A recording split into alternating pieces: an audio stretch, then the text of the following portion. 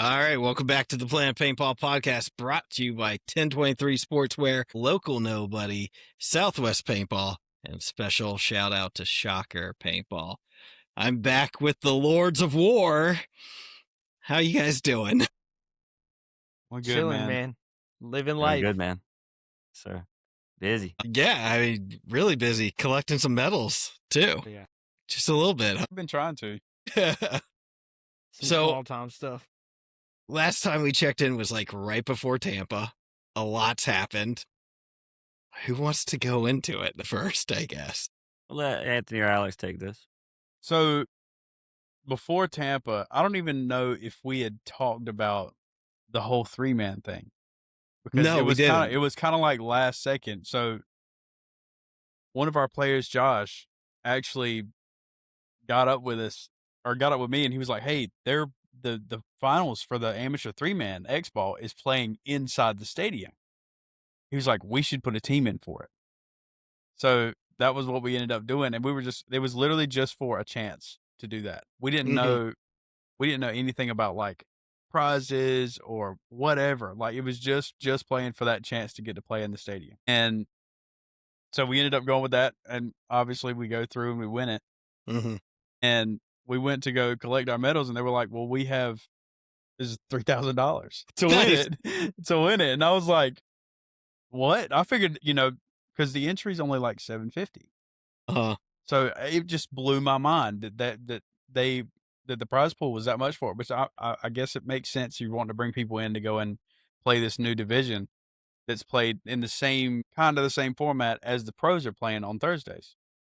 Yeah. So, but it was a really cool experience just being able to go into that event and getting to play inside the stadium. And there's no telling if they're ever going to go back into a stadium. Mm-hmm. So the one time, even if they never do it again, the one time they were there, we were able to go in and put up crazy points on the board in insane time With a Jumbotron, dude. on the biggest stage paintball's ever been on.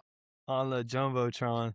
So, and that, carries on to the rest of it. If we're wanting to just knock out 3-man for the entirety. Yeah, let's knock out 3-man. Hold up. Before we go too far on that, I would like to break down Tampa as a whole a little bit. If you could talk about like the difference between the 3-man and the 5-man and how we did. And then, because I want to we've made progressions for each of the events. Mm-hmm. And I really like this showcase. Like we do really good at 3-man, but the 5-man has been a difficult process for us. Even the 10-man, y'all did do good too. You merged with a team to play that, and you got third at Tampa. That's something also to bring up too. But the 5-man is what we've been struggling. I do want to add one thing that I thought was great. I got to play in the stadium as well with the Ironman, and we just got done. We didn't play that well at the Tampa 3-man, and out of nowhere, I see Josh, Anthony, Jaden, all the guys there that come up, Trey. And I go, "What?" And they go, "We're playing in the stadium." I go, "Oh my goodness, let's go." I was so excited for them, and to see them go out there and watch them win it's amazing. I kind of had a wild experience with that too. Because I didn't really, the points weren't loading very well. So I'm driving to the event trying to make it. And I pulled up, I'm telling you, just in time. I got into the stadium, which was a little confusing. But as soon as I sat down, the boys came out and it was like 0-0. We're about to start the point. It was sick. Nice. So that was really cool. I think the 3-man's a really good thing. Like if you had a young team or like even, some guys that just want to go play one, it's affordable. You don't shoot a bunch of paint, and you can go collect a check too. It's pretty nice. Yeah, I mean, to be able to do that. 3,000's nothing to scoff at. Yeah, dude. My whole thing is like I really like if I could go back, or if 3-man's been a thing, if it had been a thing longer, like I would say, every team should do it. Like every team that's playing 5-man X-ball or any division or anything, go out and play it. It's $750. You go out. I think we shot 11 cases at the last one. And I don't think we've shot over 11 cases at one. And then so the NXL has it set up to where you can buy practice slots, right? Well, the practice slots are like $400 for an hour. Yeah. All right. So you get one team and you get another team. You just hope to God that they're going to practice, they're not going to play a point and then step off for 30 minutes. Like you're just hoping. Yeah. So unless you're really locked in with the team and you know them, like you're kind of taking a risk. You're not going to win anything. You're going to shoot paint, this and a third. Well, 3-man is $750. Yeah, you have 2 less bodies, but you're playing on the layout that you're playing on, and you get more than an hour. You're playing an entire tournament in the tournament setting, and you have the chance to win 3,000, and then go into the next day playing 5-man X ball. It just makes more sense. Yeah, I just don't understand why somebody wouldn't play that instead of the practicing. And I really wish it was bigger. The first one was huge. Second one was not quite as big, and then this last one, it just wasn't enough. The team count went from 11 at Tampa, 7 at Dover, and then 4 at Ohio.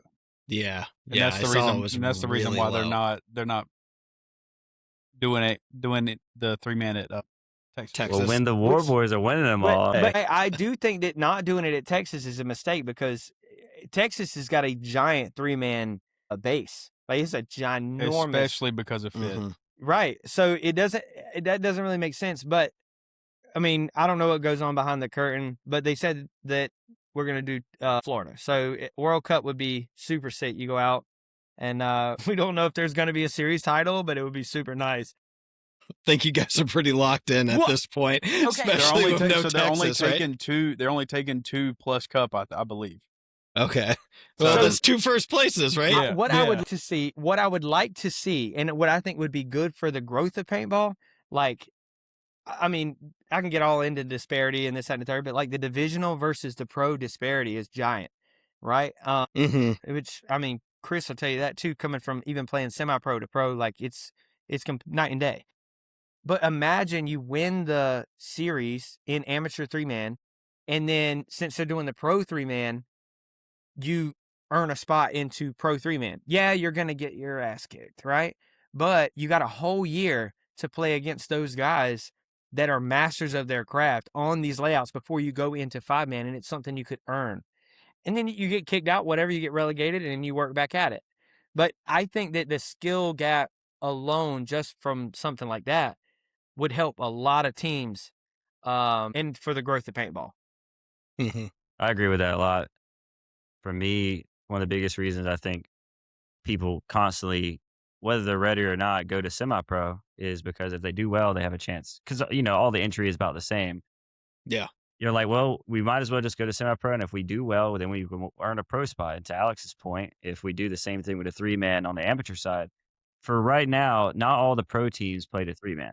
Yeah. So they add, I think, about 4 or however many pay. There's a decent bit. There's a decent bit, and they're not pro. Might as well give an incentive for the amateur. Not only will it be good for them on the business side, it will also be good for players wanting to come in and say, hey, I'm going to play 3-man to have a chance to go pro and play 3-man. Well, they've already opened it up because you can buy a 3-man pro spot for $4,000. But if it's full, you can't. Right. So if you did it relegation-wise, like it's something that those teams would go play it now. More teams would go play it because they know they have the chance to win and play the pro spot, right? It guarantees that they would show up to the events, right? And on top of all that, the paint vendor's they're not gonna be mad about that. They're gonna shoot more paint, of course. So to me, it seems like a win-win-win. Like it's win for the league, win for the paint vendors and all the other vendors because there's people there for an extra day. It's a win for the teams that are playing it, and it's for the overall good of the sport, the skill gap for the sport anyway. Only issue, it forces pro teams to have to play it. And then they have a chance of being relegated, and then a team that potentially could not compete will take a pro team out. And so now that might be one of the reasons. I'm just bringing it up. You could navigate that. Navigate that. It's kind of like my idea on disparity between the top pro teams and your bottom pro teams. The competitive floor in the pro league from top to bottom is so far from each other. Yeah. And I think that the main culprit for it, and this is just my opinion, is that there's no competitive floor in any division whatsoever, all the way down to, Division 4, Division 3. Anybody who's D5, you put together a whole D5 line and go play semi-pro right now. Yep. And then you're taking, so now whoever gets to play that team in semi-pro is pretty much got a free win. Yeah. Like Well, and you we've know seen it. that before in semi-pro. Yeah. Like, How would you navigate? I mean, like, how would you do that? Because they're not gonna, in my opinion, I don't think that it's like they're either gonna play. Like, how would you do it? Would you go, okay, you have to have a minimum of this many Yes. semi-pro or D2 players? you could mitigate it by like point total of the team. That way you aren't like locking people in. Like instead of a gap or Yeah, instead of so, a like, cap. Well, back in the day, the MPPL, right? The semi-pro league was locked, but if you didn't want to do that, you could say like, "Hey, you have to have X number of points in order to roster a semi-pro team." So like or amongst have- the team. Yeah, amongst the Okay. team, at least for like the initial event that team goes to, and then stuff happens, right? You might have to fill it, but if you made that, the first event with that point margin, then you could play that event or that in that division for the rest of the year at the very least. So you And just the need to next do year really you'd well have to- one time. yeah. Well, or just buy a bunch of dudes for the first time and then hang out. Then you That's could be like, valid. "See ya, I'm bringing the boys that are going to pay." That's valid. But I think that's a great idea, and I think that should be implemented because, like, you now have, and it once again from the ceiling and floor in pro, you can look at the same thing in semi-pro, D2, all of that Mhm. stuff. Like, look at your top 5 teams in each division, and look at how much better they are than the bottom 5 teams in each division. Bro, it took Seattle Uprising just placed second, and well, I mean they've been doing pretty good the last couple of years, but like to 15 years? 15 Yeah, years. 15 like years in 15 pro. years, dude. It's so hard for them to get out of that like bottom 10. I mean, it also kind of comes down to like how many players have like, not to hate on Dynasty, but like there's dudes out there on that team that have been playing, 25 plus years. 25 plus years. Like, Yeah. dude, they have 1,000 reps for every single new like rookie pro player. So Like I for every actually point. brought this up with Alex the other day when we were talking about it on Discord. Mark Barolo, he brought up a great, not Barolo, yeah, I think it's Barolo, Mark Henry. He brought up a discussion on Facebook talking about like how long some pros have been in the league, the difficulty with new players coming in. And in my opinion, I think the way it is good for the sport. And then in other ways, I think it's bad. If we want newcomers to come in, we have got to do a better way, a better job of going to the local fields and getting the youth in. The youth Mhm. division has been great. So that starts getting kids in. The other side of it is we need to make the sport faster. We're already doing it, but we need to make it faster across the board. So it's forcing players to have to bring in younger guys. That's why I had this. So I was talking with Jacob Edwards at one point, and it was about how it was easier to become a pro as a young guy back in the day than it was now, because Yeah. you have two halves. You have to have kids that could run over and over and over again. Whereas now now it's still 45 seconds, but it's the rosters are still pretty slim in general. And even Tom Cole Mhm. recently said on the podcast Play the Game, he was talking about how he doesn't want to make it too fast to force players that have been playing the sport for years and not be able to, or teams without the same amount of funding to be able to play pro. And I get it. That's the difficult part. But if we want to grow the sport, we've got to get local. We got to bring youth in. And on top of that, we got to make the sport faster so it forces people to have to bring in or make the matches longer. And I Yeah. brought it up to Alex that I almost think that for pros, they almost need to, we're already there a day before for Mhm. practice or the 3-man, what have you. Just make that a prelim day and make it all true X-ball. I agree with that. I think for viewership wise, if we got rid of split deck, it would be huge. Like you'd be able to follow the match. I also for pro when they did I think they've done it from now on. Actually, was the split halves For the finals, Dude, where it's it's 10-minute phenomenal. halves. Yeah. phenomenal because now you have like there's so many options that you could do there. Like you watch football, you play the first half, you see the halftime show, whatever it is. Mhm. You now have that option in the pro division, and it makes it not that it changes anything, but it's I think it gives validity to the sport. Kind of like the halftime show, like bringing in a halftime show, or, baseball, the refs used to dance around or whatever, or the umpires. I mean, like it's part of, at the end of the day, it's entertainment for the viewer. So if we're not catering to the viewer, then we're not going to get the viewership. And then the sport is going to kind of falter from there. Like bringing in youth, you have to have a kid that watches it. That's like, whoa, this is sick. Because like, how did any of us get into like the tournament side of paintball? Was you're going out and you're playing rec, and now you're exposed to it because they always have the speedball field set up right there. And I remember being the kid like up against the net and being like, oh, dude, he ran him down, or this, that, and the third. And like, it was really hard to get in at the field that I was at because and then local tournaments made it better too.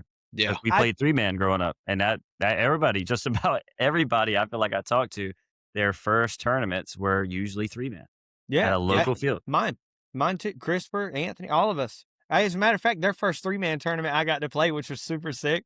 Yeah, dude, I had my pod pack on my chest. It was such a good time. But we were terrible. I think even though Carolina is super spread out, I think that recently we've done a really good job about bringing the youth in. Like I haven't really been to Black Ops to see what the Bandits are doing, but they have a great youth team.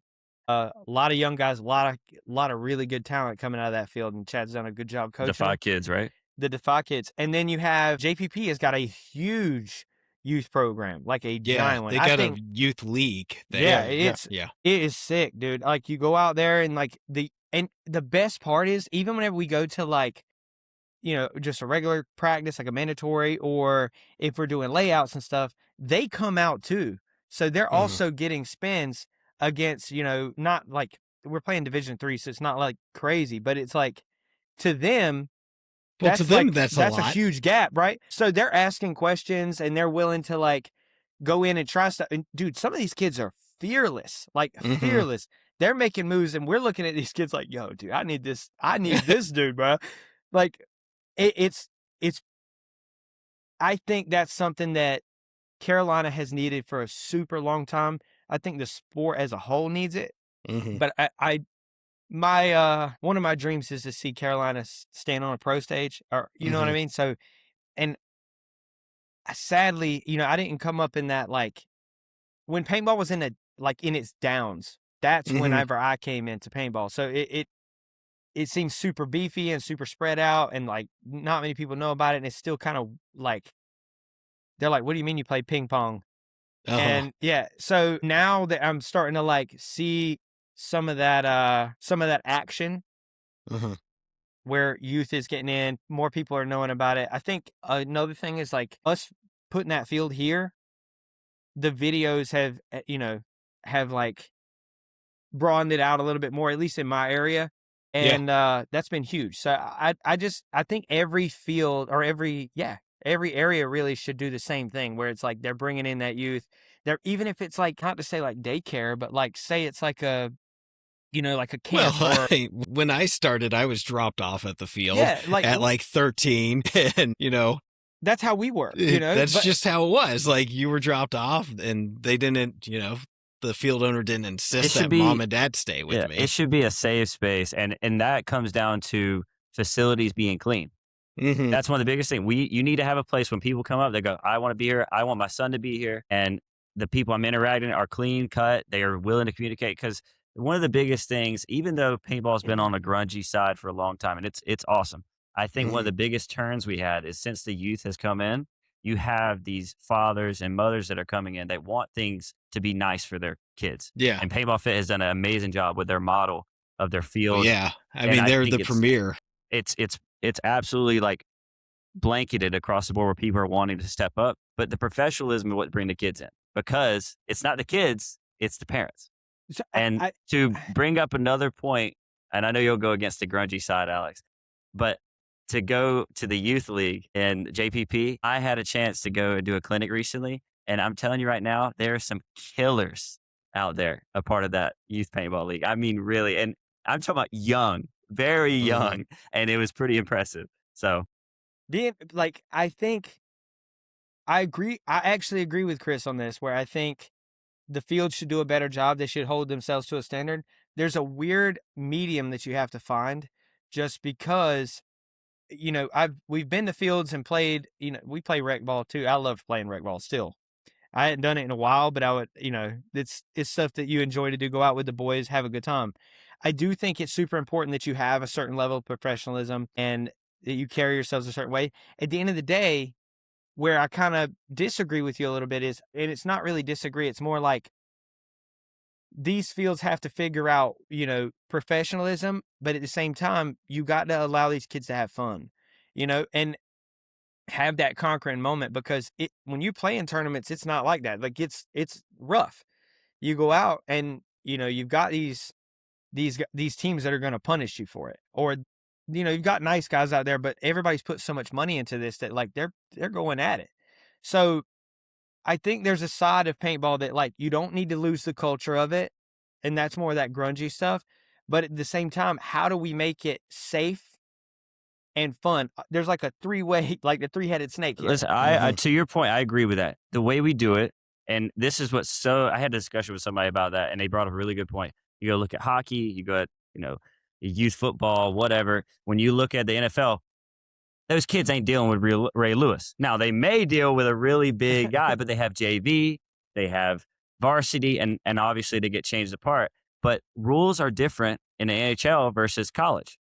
And that's how we would do it. Like the youth division, that's why the NXL itself having a youth division has been good, because the parent goes, I don't want my kid playing against a 40-year-old man, because it's not necessarily that they're better or anything like that. But if a conflict happens, two kids go at each other, it's fair game. But if a 40-year-old man puts his hand on a kid, that's a real issue. That's a real issue. So that's my point. I think it's more of separation and just keeping things clean locally more often. You have those fields that are super professional, but then they have like, I think it's a ref's job. I think it's super important that you have, good refs that are good with people, and that you hire that, right? Now, hiring process is a whole nother thing, right? Because if you ref, you don't get to play. I get it. Yeah. But I remember being a ref, me, Anthony, and Christopher, when we refed, it was about the experience for that person, because I remember being that kid. If you have a boring ref, dude, this time is not fun. Yeah. It is the worst. And if the kid has fun, mom and dad see that, they're willing to buy paint. They're willing to buy paint. This kid, a birthday party comes up, okay, say the package comes with like 5 cases. Okay, if it's not fun, they're going to buy 5 cases and get out of there. Yeah. It's done. And then they may do it again in the next 2-3 years. And then 40 years old, the guy's like, I remember one time I played when I was like 13. Nothing ever came of it, right? So, but if you go out there and you have those moments to where it's like, hey, like you're helping the little kid along, like, hey, go over there, make turn, all right, and then just start blasting them. And that right there, when you see that little kid have that moment of like conquer, that is the greatest. I mean, like that's the moment we all hunt for, even now. And that's why I think like that's where like that grungy side of things has to be a little, you have to have some of it, because you have to have something to conquer. Otherwise it's not worth it. Well, and I think you did a really important thing there. You talked about like kind of coaching a kid through, and a really good ref is going to make sure it's balanced all the time, and then try and create that moment for every player on there. And some won't need much coaching. Some will need a lot. Right. I mean, the biggest thing I remember, we used to have these groups, right? And not to say like a boring group, but like a group that just doesn't see the fun in it yet. Right. And maybe they're not overly excited. They're a little scared. I'll tell you, it sounds rough, but this is how I got them excited about it. Was I would be like, all right, on Saturdays, the speedball field's down. I'd go out there and line them up on each side, and I'd say, hey, we're going to do Revolutionary War. Ready, aim, fire. Boom. If you get shot, you have to step out. And then I'd say, take a step. And they would take a step. And you'd get down to like a 3-on-1, and these guys would team up. And then you come off, they get reloaded. And that took like 10 minutes, and it was slow pace. But you watch them go out onto the Pipes field or something like that now. They are lit. They are a hype. And like the pain level now, they understand like at its worst. It's about like, it's about the fun aspect. It's literally the only reason even Chris playing pro does it. Like, if it's not fun, it's not worth it. And now, how do we make it not only fun for the player, but make it fun for a viewer to watch? Yeah. It's a lot. I think getting rid of split decks will help. I do think that's 100%. a huge step. So- Also, I will say, and I would really hope they would eventually shift the divisionals to this. Concept wise, for me, like business strategy, we need to sell the experience, not the paint. Mhm. Personally, that's the biggest thing. I enjoy playing paintball. How much paint I have really doesn't matter because it's still fun. If I have 4 pods, a hopper, it doesn't matter. I'm going to have fun. We have an issue now where fields aren't necessarily worried about keeping everything nice and clean and proper, or even just making like a glow ball event. Now you're starting to see people do it more, but you go look at Fitz model. They are literally selling experience. They have hopper ball days. They have these cheap get in, play. They have whatever. My point is, we need to sell They experience. got like 2 events a month. Like you can Yeah. go down and play a street ball event. You can go and play night ball. You can go play glow ball, and you just have to Anthony take could bring yourself. up that. Glow Anthony ball won all has, those. Glow ball has blown yeah, up. they- Dude. I do There's a wanna lot of places doing it now. Say There's one a more lot of thing places. about that too. For my end, the Pro 5 pods has been great, and the Mhm. fact that we're playing to win points, no margin, it makes the Mhm. game more fun because you don't have to really ever worry about it. You just go for it, and it makes things more dynamic. You're seeing more trades. The plus signs definitely help on that, but you're seeing more penalties and majors. Like it is amazing to watch. If we could get rid of the split deck, like you're saying, now Maddie and whoever's commentating, even on the divisional side as well, you go, Mhm. Alex just went out there, Anthony just went out there, they're duking it out. Look at him again, and they keep the same focal point the entire time. Well, if you got rid of split deck, it would also alleviate a certain amount of time so that they can explain what happened to the new viewers. You know, like you get on there and you hear Matt Marshall, he's on there, he's like, what a great run through, da da da da. There's no slow-mo view. They don't have time. There's another team hopping on right now. Yeah. So if you had it split deck where you could, if you had 2 minutes, now you have 2 minutes or a minute, whatever, to explain what happened, and you're not constricted.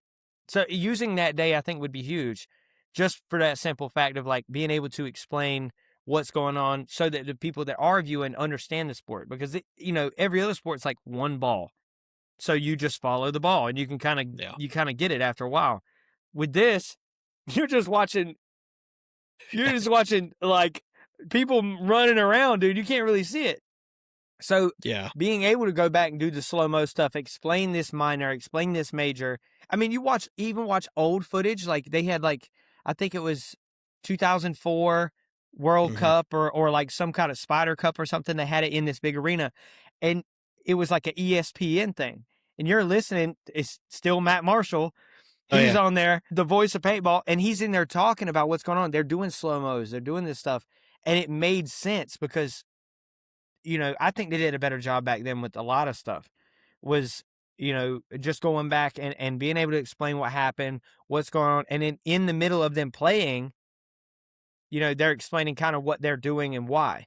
Mhm. I don't think having a massive amount of bunkers is helping us either. Like, if it's No, I think we could cut it down a little bit. yeah, like we 58 have a bunkers is lot of crazy.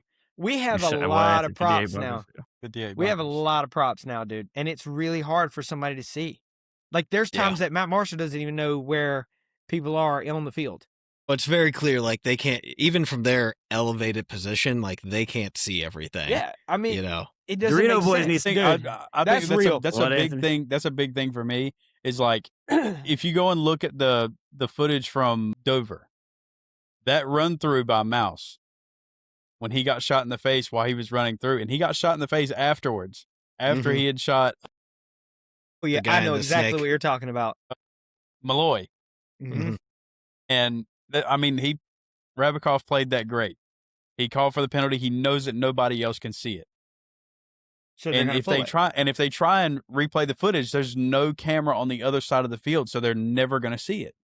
Yeah. You need to have a camera on that side of the field to be able to catch that moment, because that could be game breaking. Mm-hmm. And given them still won the event, but it's still one of those things that like that move right there and that call by that ref and not being able to read that over, that could decide a final later on. Dude, the other thing, I just watched the PTG podcast. Everybody should watch that. It is like honest to God, I love PTG just because it comes across like the mentality of sport. It's like for true athletes, if you want to understand what's going on or how to be a better player, like go on there. They were talking about, and they talk about other issues, one of which was when you watch Go Sports or whatever it is now, Major League Plus, Major League Paintball Plus, sometimes they start with both teams. It's like split so you can watch each breakout. Sometimes it's just one. Sometimes it's this. Sometimes it's that. It needs to be both at all times. Like, you don't understand what's going on if you're just watching this team go to a bunker. It doesn't make sense. So that, like, being able to see snake side, D side split is just the best way. I mean, even, what was it? NFL Sunday Ticket had it back in the day where you could watch multiple games at once. I don't know if they may still do that, but it's like, I think they do. It was like 10. You could watch up to 10 games at one time, and you're telling me we can't watch the same match being played, just this start gate and this start gate? That's ridiculous. Yeah, no, I think I agree with you. You need to see both breakouts, because how many times have you watched a breakout and they're talking about the other breakout? Hey, dude. And you're like, what? I can't see anything. It does not I make appreciate sense. you letting me know. Yeah, and okay, so boom, off break, you have this side and this side. Okay, then immediately you could swap Dorito side, snake side. Now you can watch. It just makes more sense to view it from every single angle, because that's how the ref's going to have to do it. I know it'd be very difficult, but I recently started watching a little bit of F1. That sport's not easy to watch, okay? But they have so many cameras, and all they do is just pressing buttons to go to each angle. They also have it where on the app you can go to certain racers. They're, of course, going to talk about the front runners on Apple TV. I would also talk about Max Verstappen the entire time as well. But if you wanted to watch Cadillac at dead last, you could click on Cadillac and hear the transmission between the racer and his pit. And we have got to just get more angles and more opportunities to see different things. Now, does it mean everybody should be able to subscribe to whatever is being broadcasted? No, but we need to have it where I can, if I want to, I want to see Xavi do a little more work on the Drio side. I want to see this player do a little more work on the Drio side. Well, Uprising did something cool with one of their players where they had a camera on him. Right? I think he even had he's the one that's designing that. Yeah, you know what it's called, Anthony? So Line of sight camera. Dude, it's sick. And he wears it to every event too. But they released some of the footage this time, and it looked really good. Yeah. It was a unique perspective. And even if it comes out after the fact, like, that's still cool to go back and see for, I think guys that's that are where in we're the at sport. anyway. You're not going to be able to, like, live is cool, right? Live is sick. And this is a sport. It's kind of like, this is what's crazy, right? Because I hear my dad talk about like all the drag racing days and like going to races with his friends. And back then in like 70s, 80s, if you weren't there, you missed out. Paintball is such such a sport that's so behind. Like, we're behind in the times, because if it's not live, now you see it on the internet and it's a spoiler. So it's hard to like do that. So in order for us to grow, I do think it has to be post-production. But for the player, I think Go Sports, or not even Go Sports, I'd say Twitch. Twitch is probably your best bet. Or like YouTube. Make it free on YouTube for the players to watch it live, right? And then after it's live, don't post it. Send all that footage to post-production and let them cook up. Like, that's the only way to mitigate it in my eyes. Like, you have it live. There's nothing posted on the YouTube until the edits and all that stuff comes out. And then you send all that footage over to whoever's going to do post-production stuff. And then now it becomes like a thing, on TV for the new people to see. Yeah.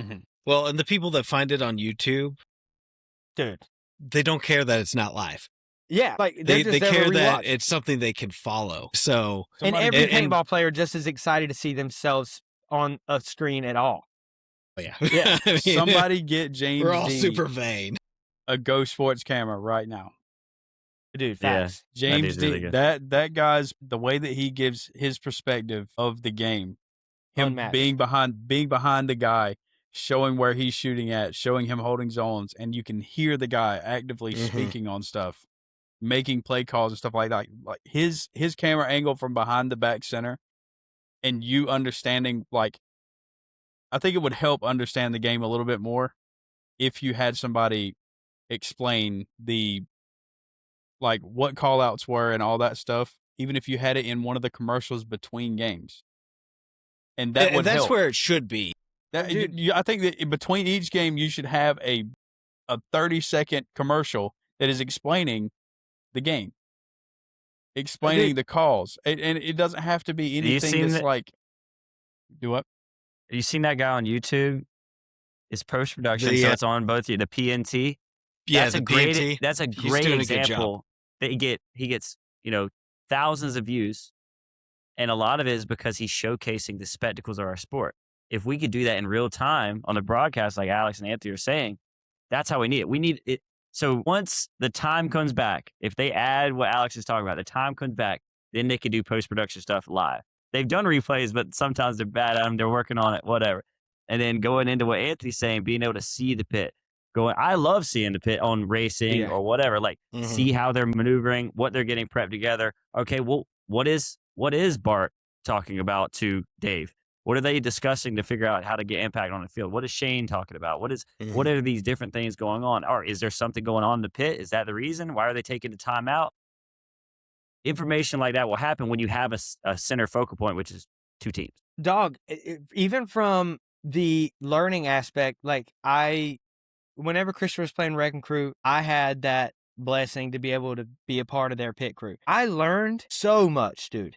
I learned so much. It had nothing to do with playing, but you learn how to manage your emotions. You learn how to prep to make sure this guy doesn't have to think about this. There's so many things that go on in a pit, and I say this to our guys a lot. It's like, hey, calm pit, because if the pit is not calm, it bleeds onto the field. Like, so being able to be with them allowed me to learn that. So, I think it's important that we have a pit camera.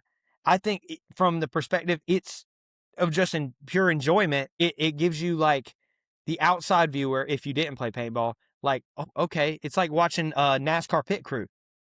You watch NASCAR pit crew, dude, those guys are athletes. Those dudes are insane.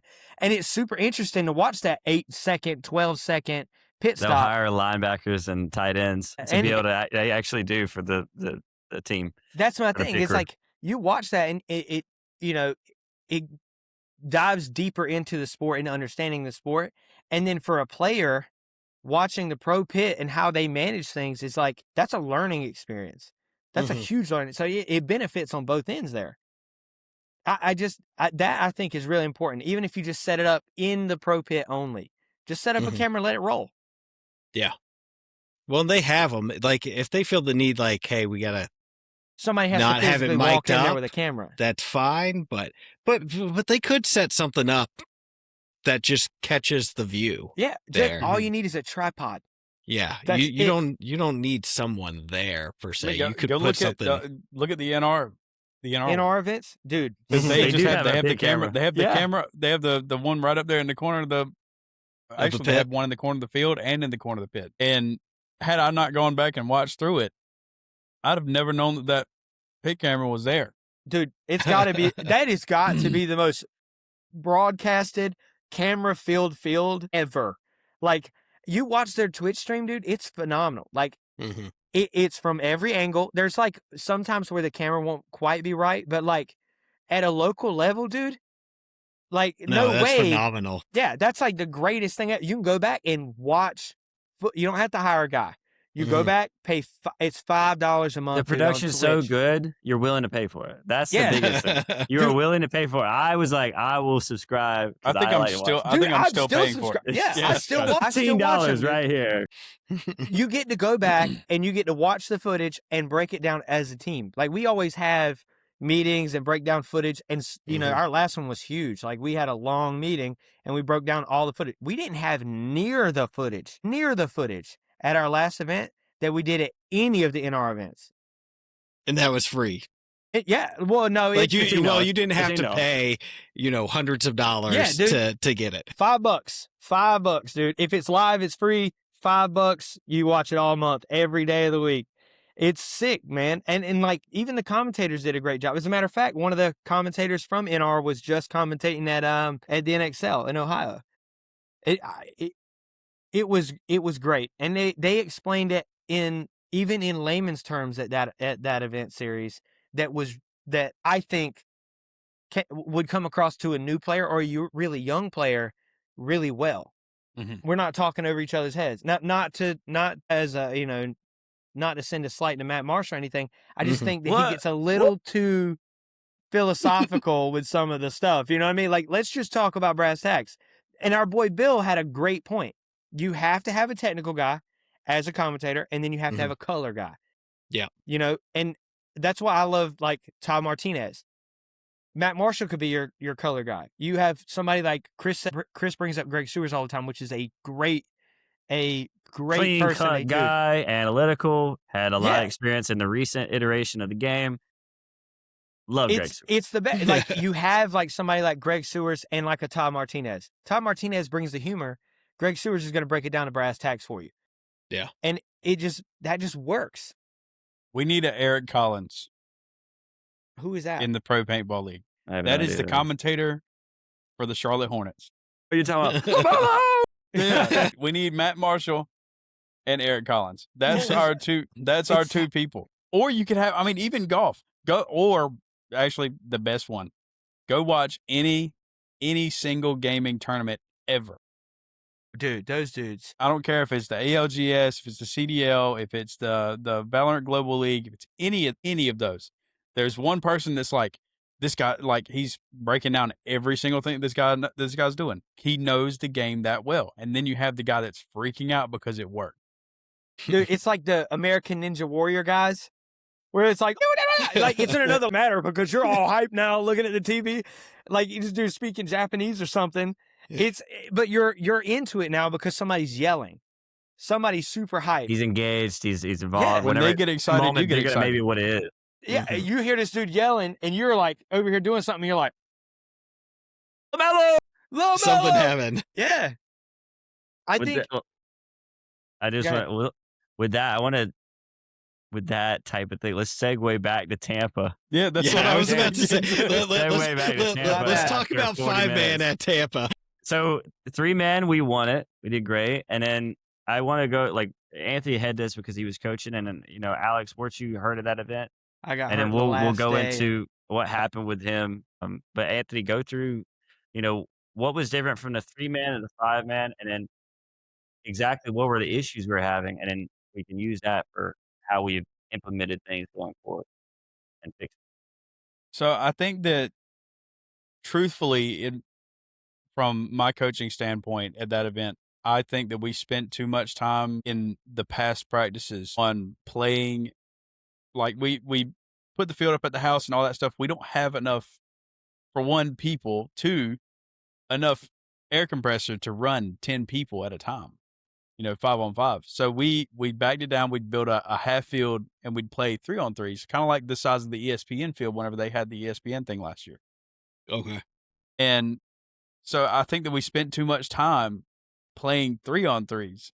And that 5-on-5 connection, because I mean, you're losing a whole leg of communication there, because now it's pretty much your 3 and your 2s, and your 2s are more or less playing like a 2-1 position. Mm-hmm. So they're attacking, but it's still fast, but it doesn't have to be. You can still stop, connect, continue to move on. Whenever you're playing 5-man, you have that. Your front player who's stopping, connecting with his 2, and then the 2 has to now connect with the 3. So now they're not the ones gaining the information. They're having to collect their information from their front guy. And I think that that's where we lost in that aspect, is that it was really the connection on the field, to break it down to its simplest form, connection on the field. And I think that we were just tired, man. We just got, honestly, like, whenever it got to the end of the game, the end of the matches, like, we were playing tired, and everybody's been working hard on making sure that we're not going to be in that position again. And I think it showed better at the 5-man at Ohio. The grit, willing to play tired, but having the people there that were able to, hey, like I can take over this job, or if we needed that person on the field, they were willing to go and continue to play on, Mm-hmm. not to get a major, but like playing, continue to play. Yeah. to keep going back Yeah. out there for other But point. they like it was really just us beating ourselves. But we were, and that was in our own game. On our side of the field, we were beating ourselves. We simply came into the event underprepared to play 5-man because I think that too much time and 3-man mindset. Yeah. And then we went in and we played 3-man, and we probably got our heads a little big too. Playing the 3-man, you go and win it the day before, and you come in, you think you're going to stomp through, and you get checked. Uh-huh. And it just so happened that we got checked 4 times. Yeah, you had 2 It's ties just- and 2 losses. It was rough. And That was rough. I'm not one to think of a tie as a good thing. I hate a tie No, that almost was a more than I loss. hate a loss. And because at least whenever you get beat by somebody, you can say they were simply better than us today. When you tie, especially whenever the person you tied got, what did they get, second? The first team that we played, we tied them 1-1, and they got second in the tournament. GTF Raiders. Yeah. Mm-hmm. And we know a lot of those guys. Yeah, and they're good. They're But very good. I mean, that's my explanation of Tampa is like we played good for the 3-man, and I mean, as we should, because we've been practicing it for like 8 months at that point. And then we go into the 5-man, and I think that our heads were big. We didn't have that extra leg of communication. We hadn't been practicing on it, and we were playing tired. And we let that sloppiness come out whenever you get tired. Those drills that you do whenever you're drilling, whenever you're dead tired and you're making those mistakes. We didn't do that. So have we made practices longer since then It's just to get to that tired point and continue doing the drills? all I would say, like, you just play past your limit. If you feel like you're at your limit, there's more. Try always every option, give it more, because you won't know that next step until you've reached it. And like, I think we're more mindful of. So you're saying our practices intentions change, you would say, Alex? Yeah. I would say the Okay. intention is to go out and win. I mean, you go into Tampa, and leading into Ohio, right? That was the next 5-man event we played. Mm-hmm. Because I got injured the last day of layout practice for Tampa, which sucked. I got 2 points playing time, and they were like, you just run. Mm-hmm. I've been out since that, so I'm like, okay, well, I can't play Ohio. Anthony is going to play. I'm going to grab the You're coaching gonna role. coach. Right. So when we went to, I'll just go into layout, right? We had 7 guys, 2 of which were guests for the event, and 5 original war guys, right? 5 guys from the Corps. One of the guys that guested actually played really well, and he's part of us now. So his Jordan Massengoff, shout out Jordan. That dude's a dog. Love Jordan to death. Great guy. And so we go out there, and it's like 1 billion degrees. I'm like, look, I need every single option to be tried so that I can have, data. I need data more than anything. I think at this event, I really honed into gathering the data so that I could give the best information and the best call that I could. But the first thing that, I brought up was Tampa's over. Like, Tampa's over. You've had however many months to feel that. Get it out of the way. Done. It's gone. Let's work on this event. Don't worry about beating these guys or worrying about this guy or these dudes or getting your lick back from this, or you have something to prove from Tampa, because Tampa is a wash at this point. Mm-hmm. Let's win this event. You go out, and when guys were getting tired, I don't have the extra bodies. And I even said at the end of the practice, was like, hey, I probably on Saturday pushed a little too hard, but I expect more. And it's not because I'm trying to be an ass or trying to be rough. I want you and me to know that, like, you can do it. We can do it as a group, right? This guy is pushing that much harder, which now is infectious to the next guy and the next guy. Before he says, oh, I need to go down one. Well, Spencer Berry just did 13 points in a row running through the center, full sprint to just go stab a guy. And then he has to get right back on the board and do it again. and he did it. So Morale booster for the adjustments- team. when we, Just to keep everybody together. huge. Yeah. So when we go to the tournament, we've tried every single option possible. And I had a conversation with Jordan just to put him on the spot a little bit, right? I at practice on Saturday, I probably should have played Jordan more so that he could, get into the groove of things. I didn't. And it was just because I needed data of where we could make it alive so that then I could improve on Sunday, So then Sunday comes out, I throw him in, and on Saturday, Jordan played a little more passive, like he was not quite sure of the move, or like maybe he was scared to make a move. And that could have been brought on by me not playing him as much as I should have. On Sunday, when he came out, I told him, look, I want you to push as far as you can. And I don't care if you get shot, dude, go. And bruh, like he caught a stride at the second half of Sunday that was just savage. And then he ended up playing phenomenal at the event. Josh played phenomenal. But everybody pushed past those limits at practice so that now when we got into those down points or when we got into those moments where we were tired of the tournament. Can you go over Nobody those cared. matches, Alex, for me for the tournament? Absolutely. And how things were going and exactly what So, was number one, different. we already knew the weather was going to be weird, right? So I have to bring up paint. The paint shot great. I think the paint was brittle, and that is super important, right? So, because once it leaves the paint truck or the paint quality is, everything. Perfect day, perfect weather. Like, there's less to do in the pit to manage it. So, in inclement weather, that paint that company made, shout out to Five for making a great ball. They made phenomenal paint, and now once it left that truck and it goes into that tent, it's up to me and the guys in the pit to take care of that paint for it to shoot great. So anybody that complains about the paint or any paint from any brand, they better be on their P's and Q's before you go complaining. Because we were down, we had no pit staff, by the way, 0. So it's just the guys that are not on, and thank God, shout out Razorbacks, shout out Trey Young, shout out the Coup guys. They always even John and Nick came out. John and Nick Atkins helped. Like every single person that saw us in that pit, it's like they didn't allow us to struggle. Nice. They came right in, and that's where I think Carolina's becoming kind of, it's got a camaraderie now to it. It's not like so beefy anymore. They helped out a lot, and that was huge. Now leading into the matches, you go in and we're playing Rebellion, and Rebellion's a great team, and we had the bracket of death. We only had 5 in the bracket. The air condition just got cranked. Anthony, is that you? I don't think so. I hear it. I hear it. Might be you, Hunter. Is it you? Yeah, it might be mine. That's fine. Yeah. There's a fan. Did you say? You can't be cool, Hunter. You have to burn alive in there. He said my Look, balls. I'm swimming out to the garage.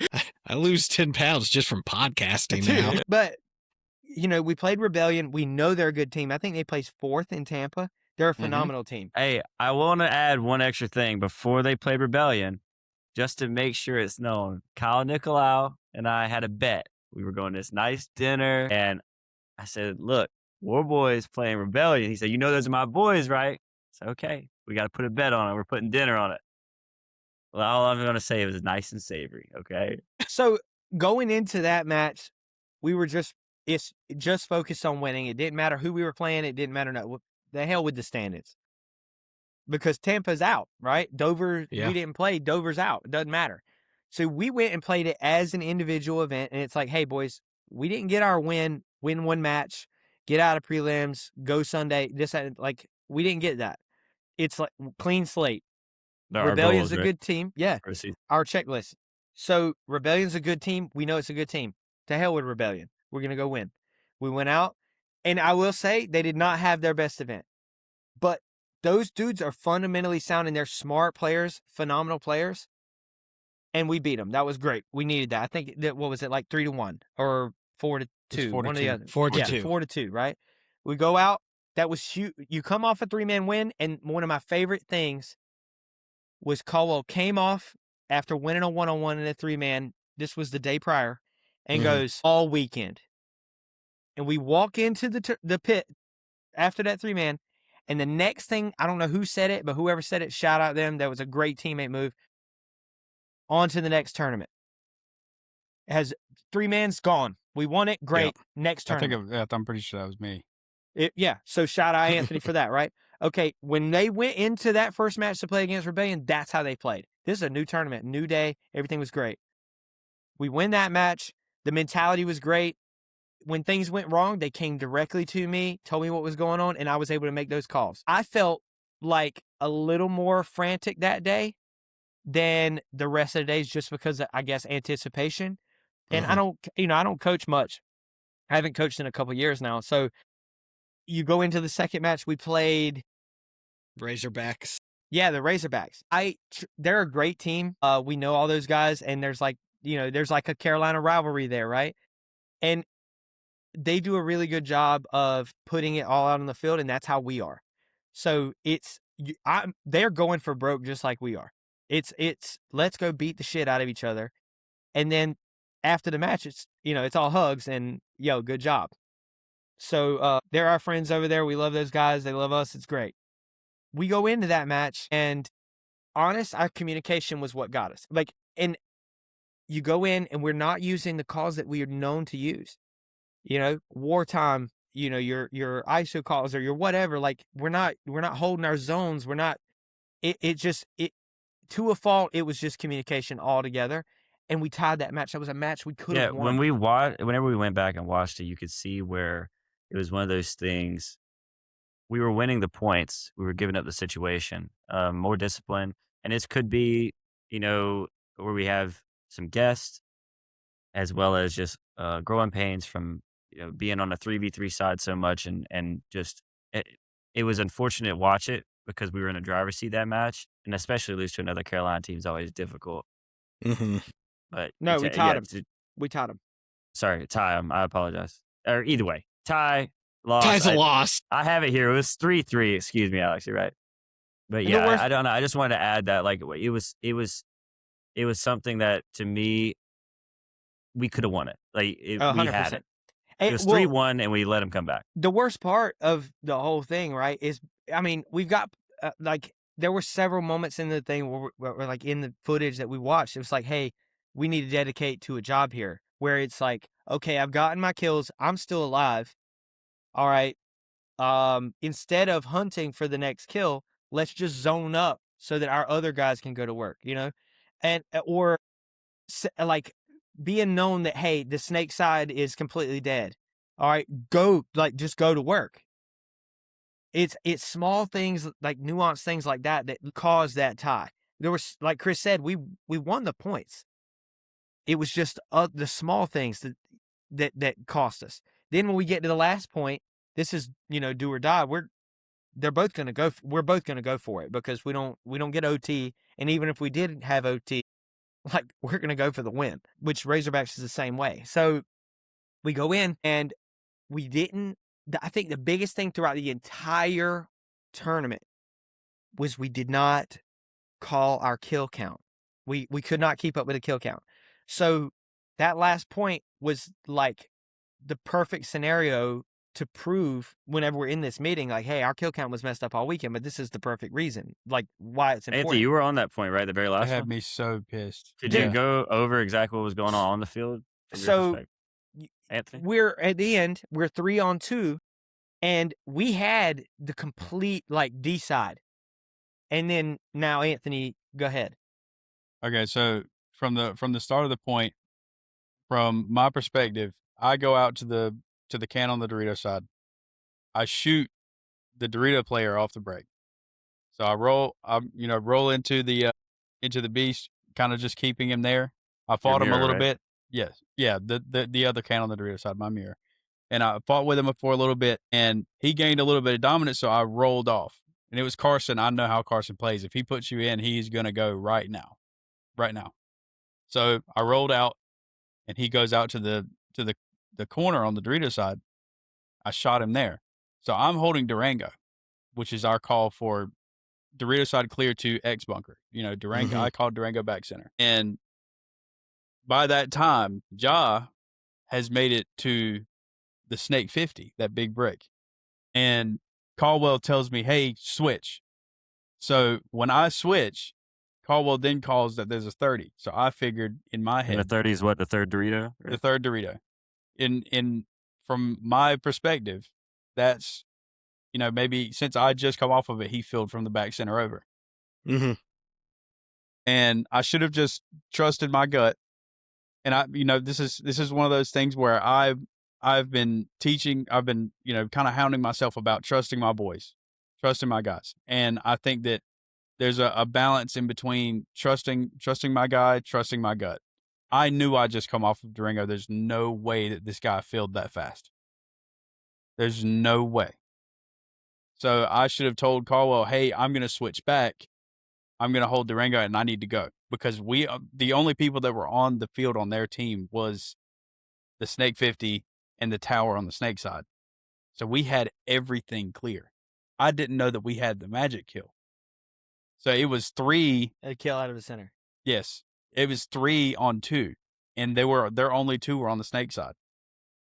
But that little small bump in communication has just, that completely ruined that point. We wasted 58. I think it was like 58 seconds after that point.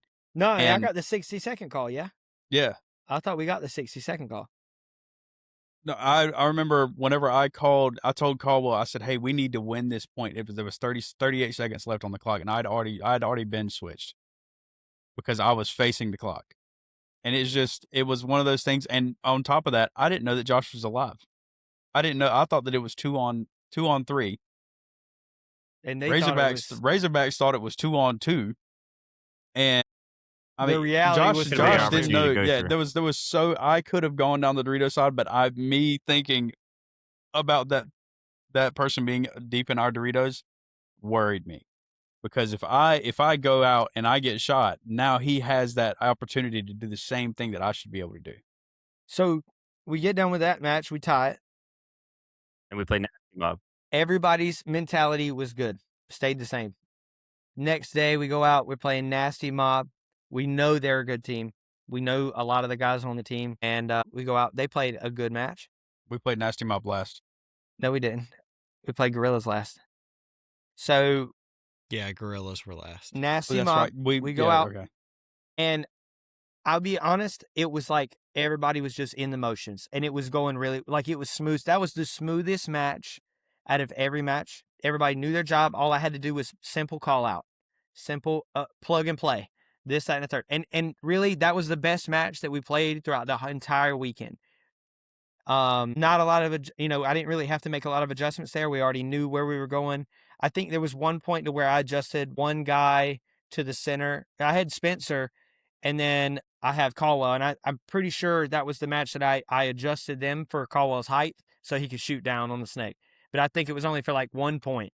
Were they pretty I didn't get to watch this, but were they like a pretty fundamentally sound team, Nasty Mob? Were they doing anything special, or is it just it was like just play? Y'all played your game, they played there, and it just y'all beat them, right? And we just bested them. That was it. That was just a solid match. That was a good morale booster. The score was coming 3-2 from what I looked at right here.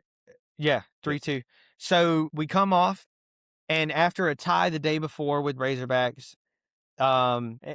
people can say whatever they want. It sucks to tie, especially when we find out it's 32 and we could have won that side, and we knew that after the match. Now you're 2-0-1.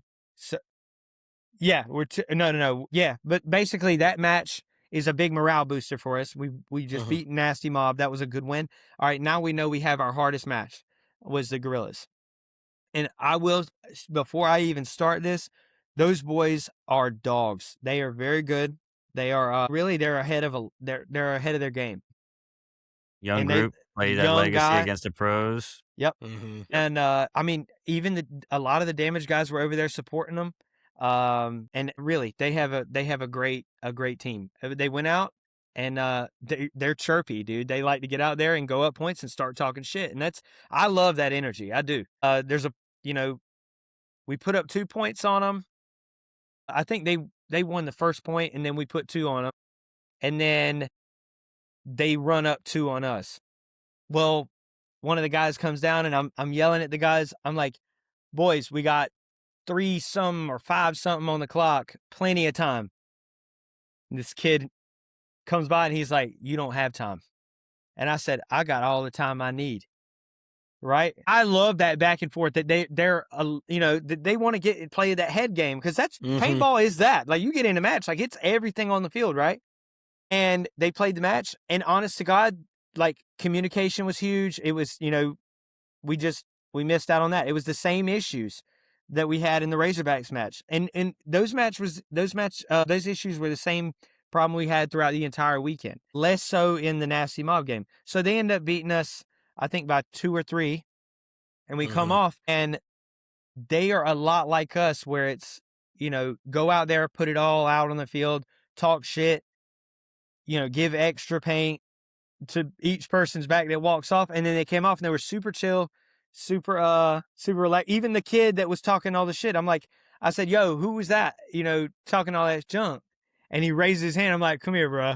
Like, I love that. And, going into Run that, for match, get to 2-5 it's not a loss we want, but they are a very good team, and they got second place. Absolutely, yeah, they got second place, and I mean, really, they could have won the event, dude. Like, they should have won the event. It was a mistake on their part, but that team is phenomenal. Young guys. It was a big mistake, but they'll never forget that first point was that dude. Gosh, that dude. Even watching that, did you see that, Hunter? Where the final in the D3, the guy wins like a 1-on-3.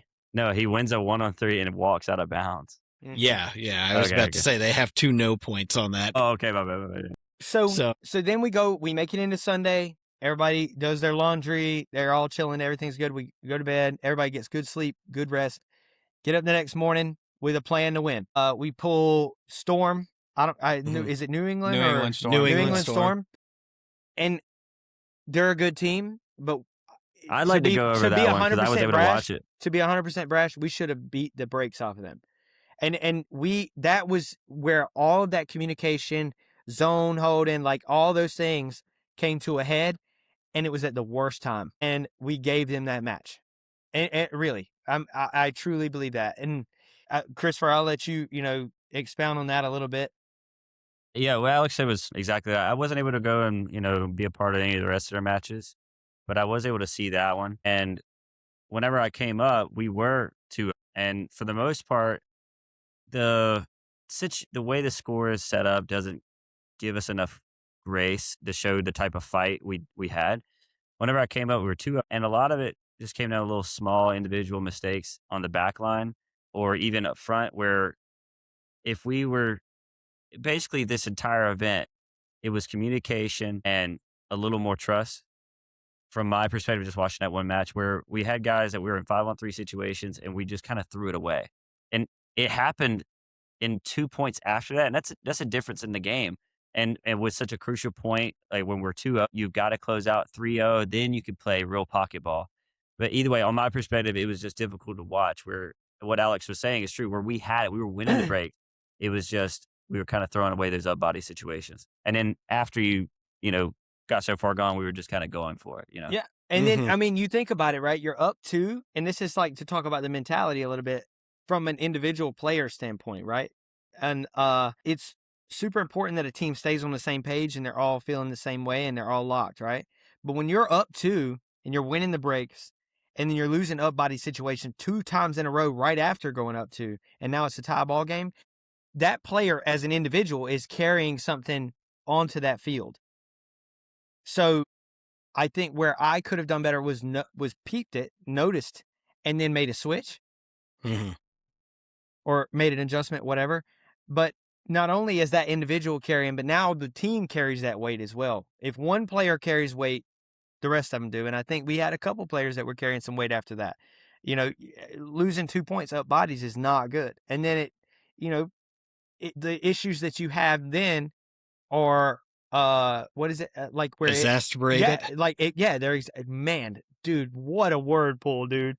That's the exact word I was looking for. But yeah, now they're exasperated and now they become bigger than what they should be. And that's truly what the match came down to, And I told the boys after we finished, and I know some guys were upset about it. I'm like, hey, look, this is a good tournament. Like, by no means should we be happy with losing at all, ever. I'm not even down to a point. But think about how many, like I said, I told everybody to forget Tampa.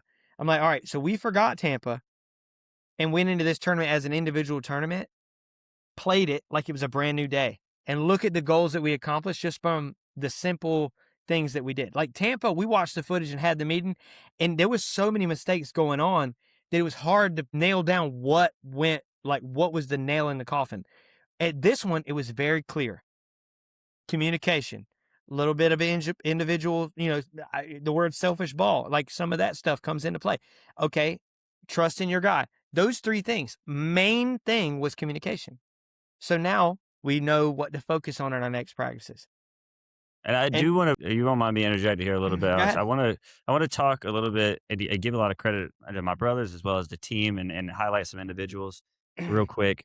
Particularly for Ohio, we had individual players playing great. You had Spencer, Caldwell, Anthony, Josh, Jordan coming in, Matthew Mahoney coming in. And if I'm missing any individual, just add it on top. One of the things I want to say in particular for Caldwell, I saw whenever I was watching your 3-mans or even the 5-mans, him saying, focus, focus, focus, and having an individual that Caldwell's a very good player. That was the He's word been of the around for a weekend. long time.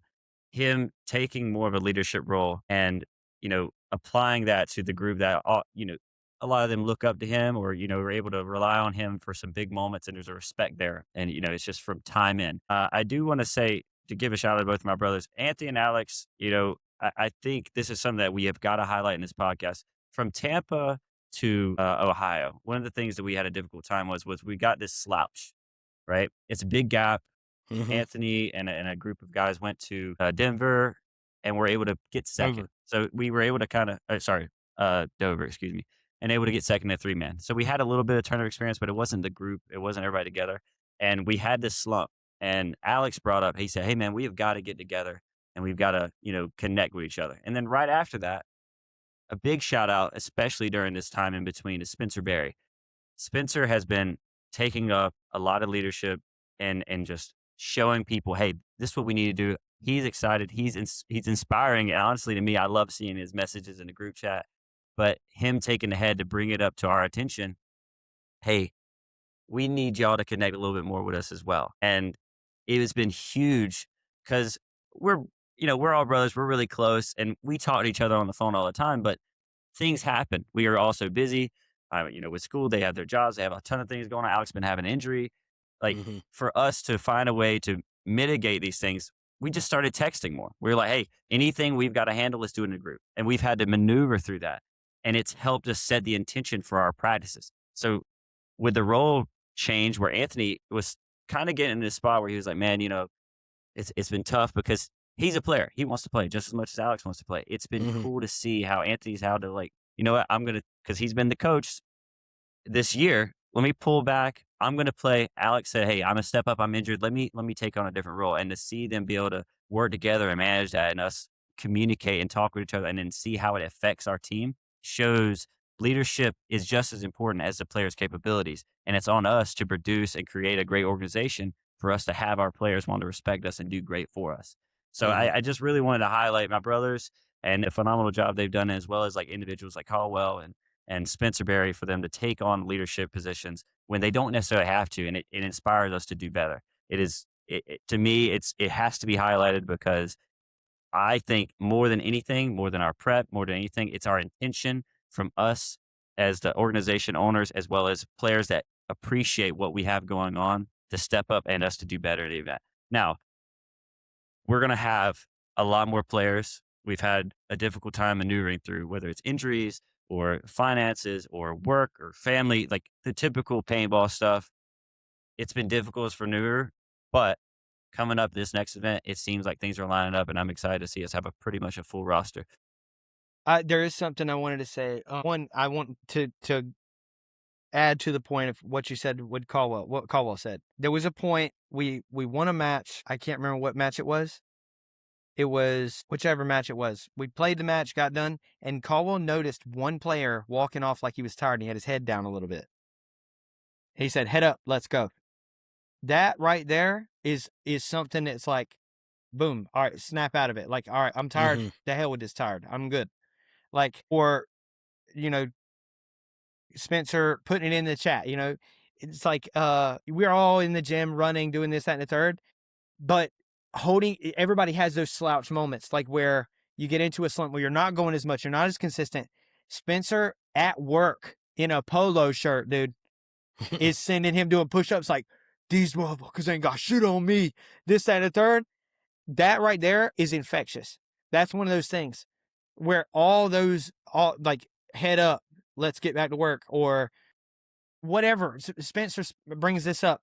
You know, these things like that where people are able to, you know, confide in us or whatever is important. I want to give Christopher some props here because I had a moment and where it was just tough. Like it's hard to manage, dude. Running a team's like herding cats, dude. It's tough. Now and this is the crazy thing. Like me, Anthony, and Christopher have a great group. We're like really connected, and we're all friends, and we all get along really well. So whenever, you know, we're not connecting to a certain point, or whenever we're going through stuff, sometimes the team kind of gets the shit into the stick on that, right? And I remember calling Chris, and I had something that was on my head weighing heavy, and I just didn't know how to manage it, and I was kind of frustrated. And Chris is like, "Hey, we chose to do this, so we got to do it. Let's do it." And that, like, boom, it was like rejuvenating, because, like, yeah, we did choose to do this. Like, we did choose to do this. This is why we do it, right?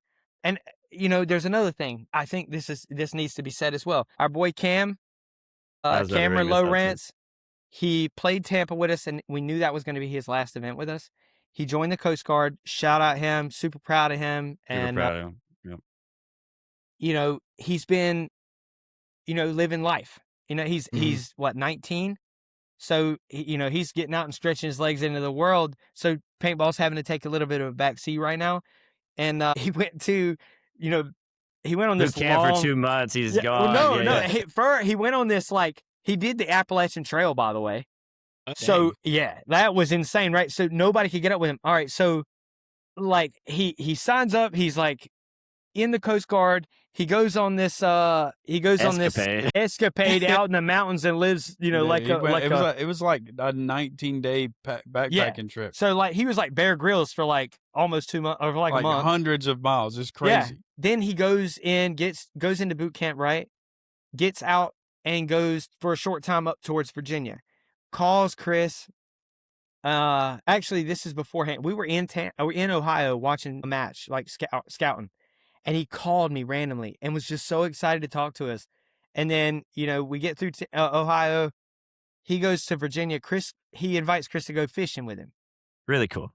Really great cool, time, right? They have a great time. And Chris called me after, sent me a bunch of pictures, and was like, that is why, no matter how hard it gets, no matter how frustrated, you know, you can be, or know how burnt you are, like that right there is why we do it. Like that.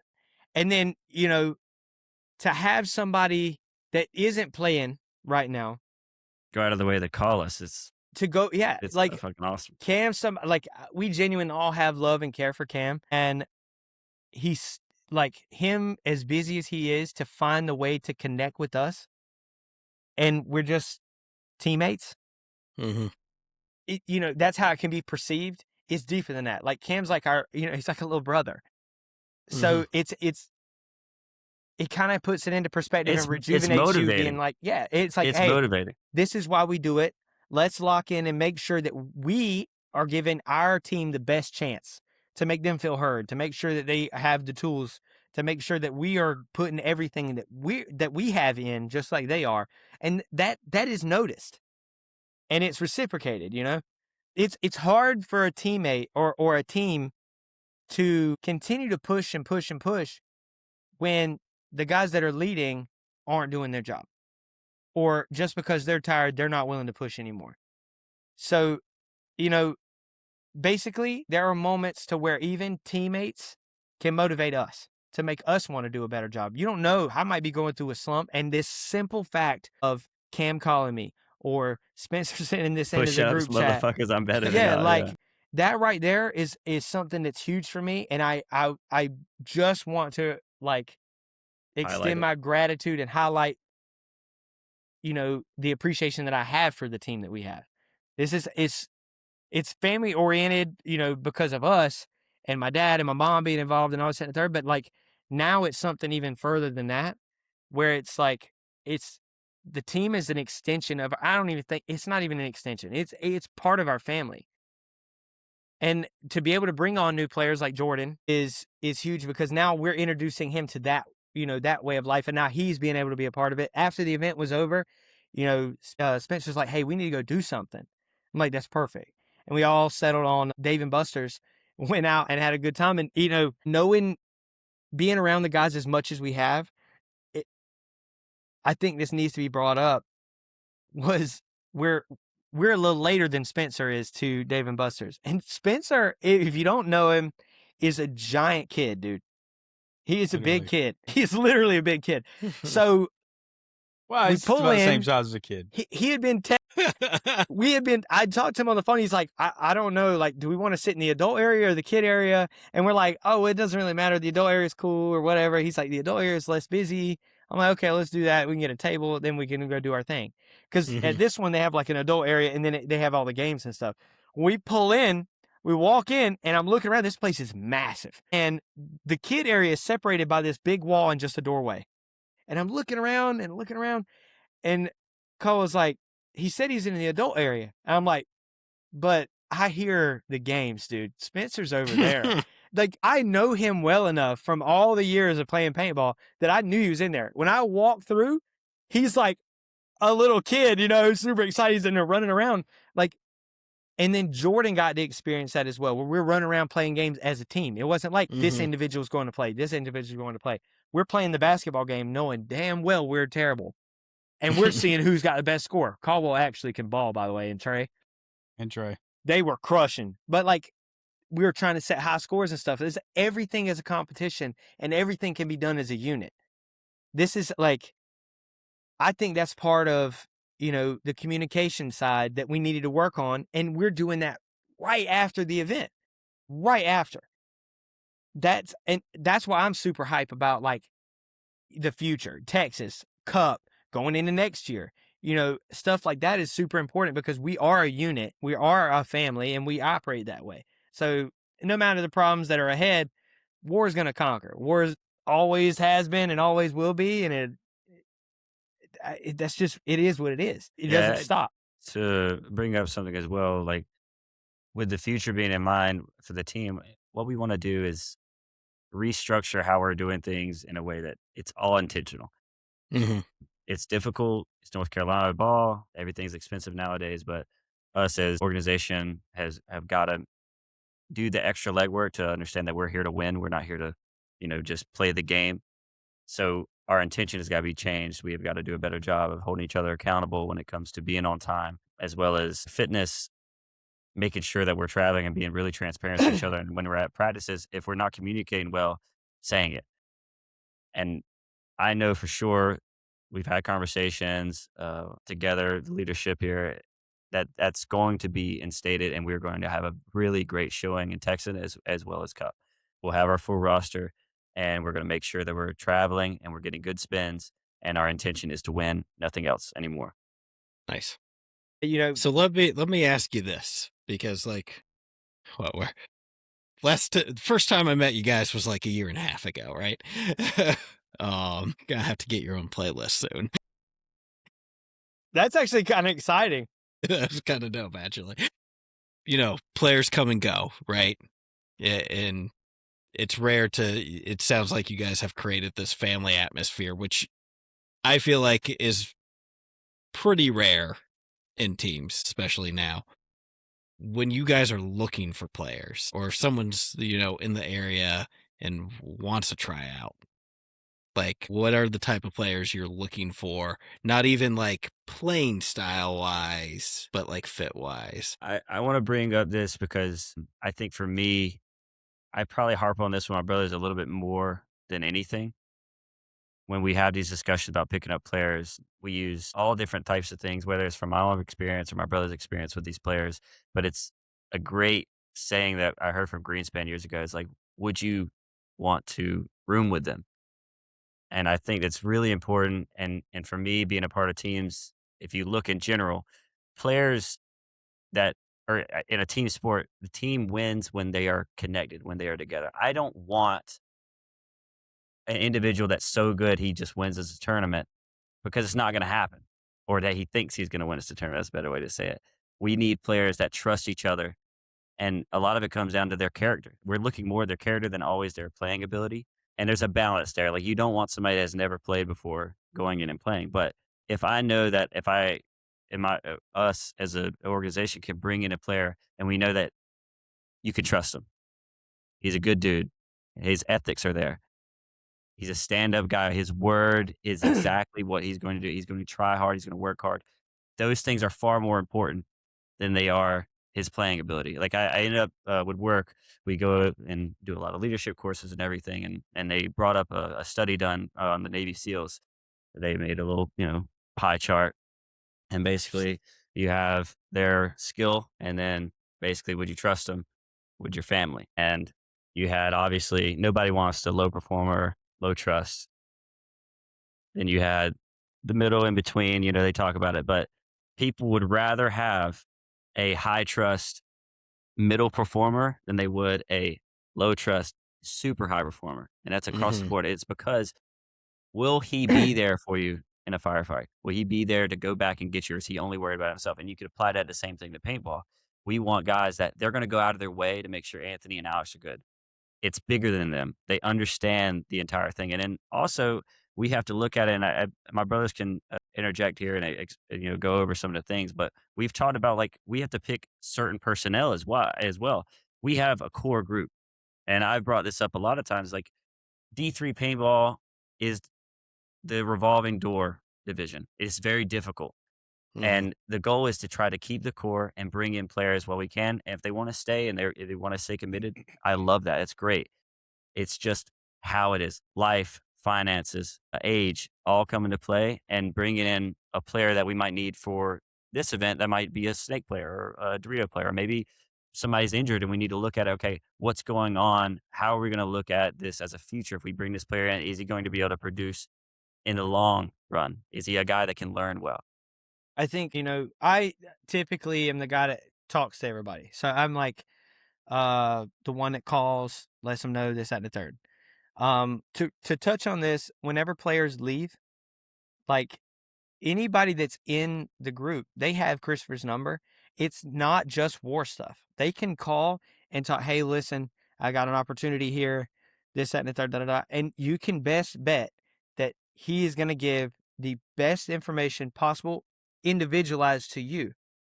It's not about war at that point.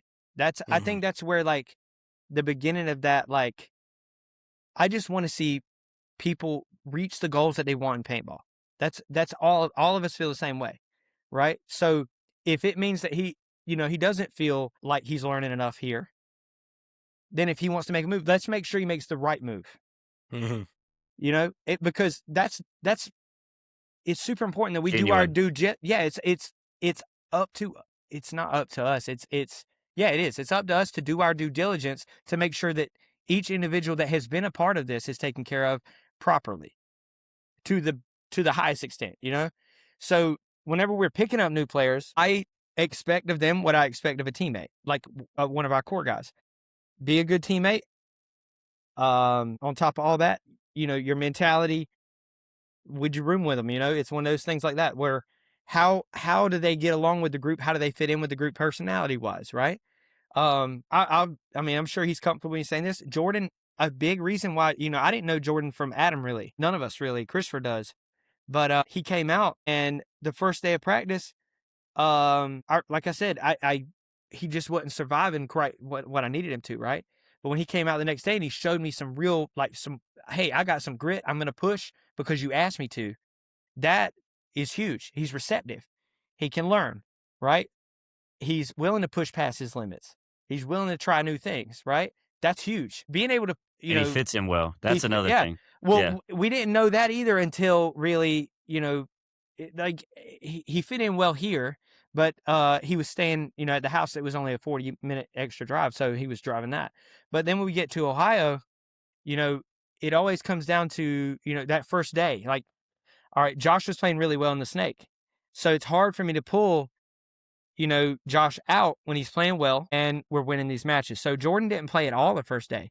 But Jordan, without saying a damn word, without complaining, without nothing, when I said, hey, man, make sure this guy's wiped off, or hey, I need you to run pause this point. Never said a word. Picked it up and was at the gate ready to go.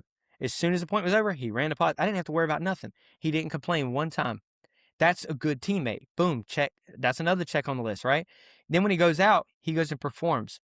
When I come off, I say, hey, man, I need this, and this. He made those adjustments. He left it up to me being at fault, which is perfect. Like, if you're coaching and you send a guy to do something and it doesn't work, I want a person that's going to go out there and do what I asked. And if you get shot or if it falls or it fails or whatever, let it be my fault. I'm cool with that. Mm-hmm. And he did exactly that. And that right there, along with everybody else, we all have a lot to learn in this sport. But coming into it, I would say Jordan was on the bubble, where he's like right there when it comes to paintball. Like when it comes to the he needs more. He's been playing with the same group for a very long time. And I feel like he's got some learning when it comes to that. But I am completely confident that he's going to learn fast, super, super fast. And he's going to be somebody that surpasses his own limits. And that's something insane. And it starts with he fits. He's a good teammate.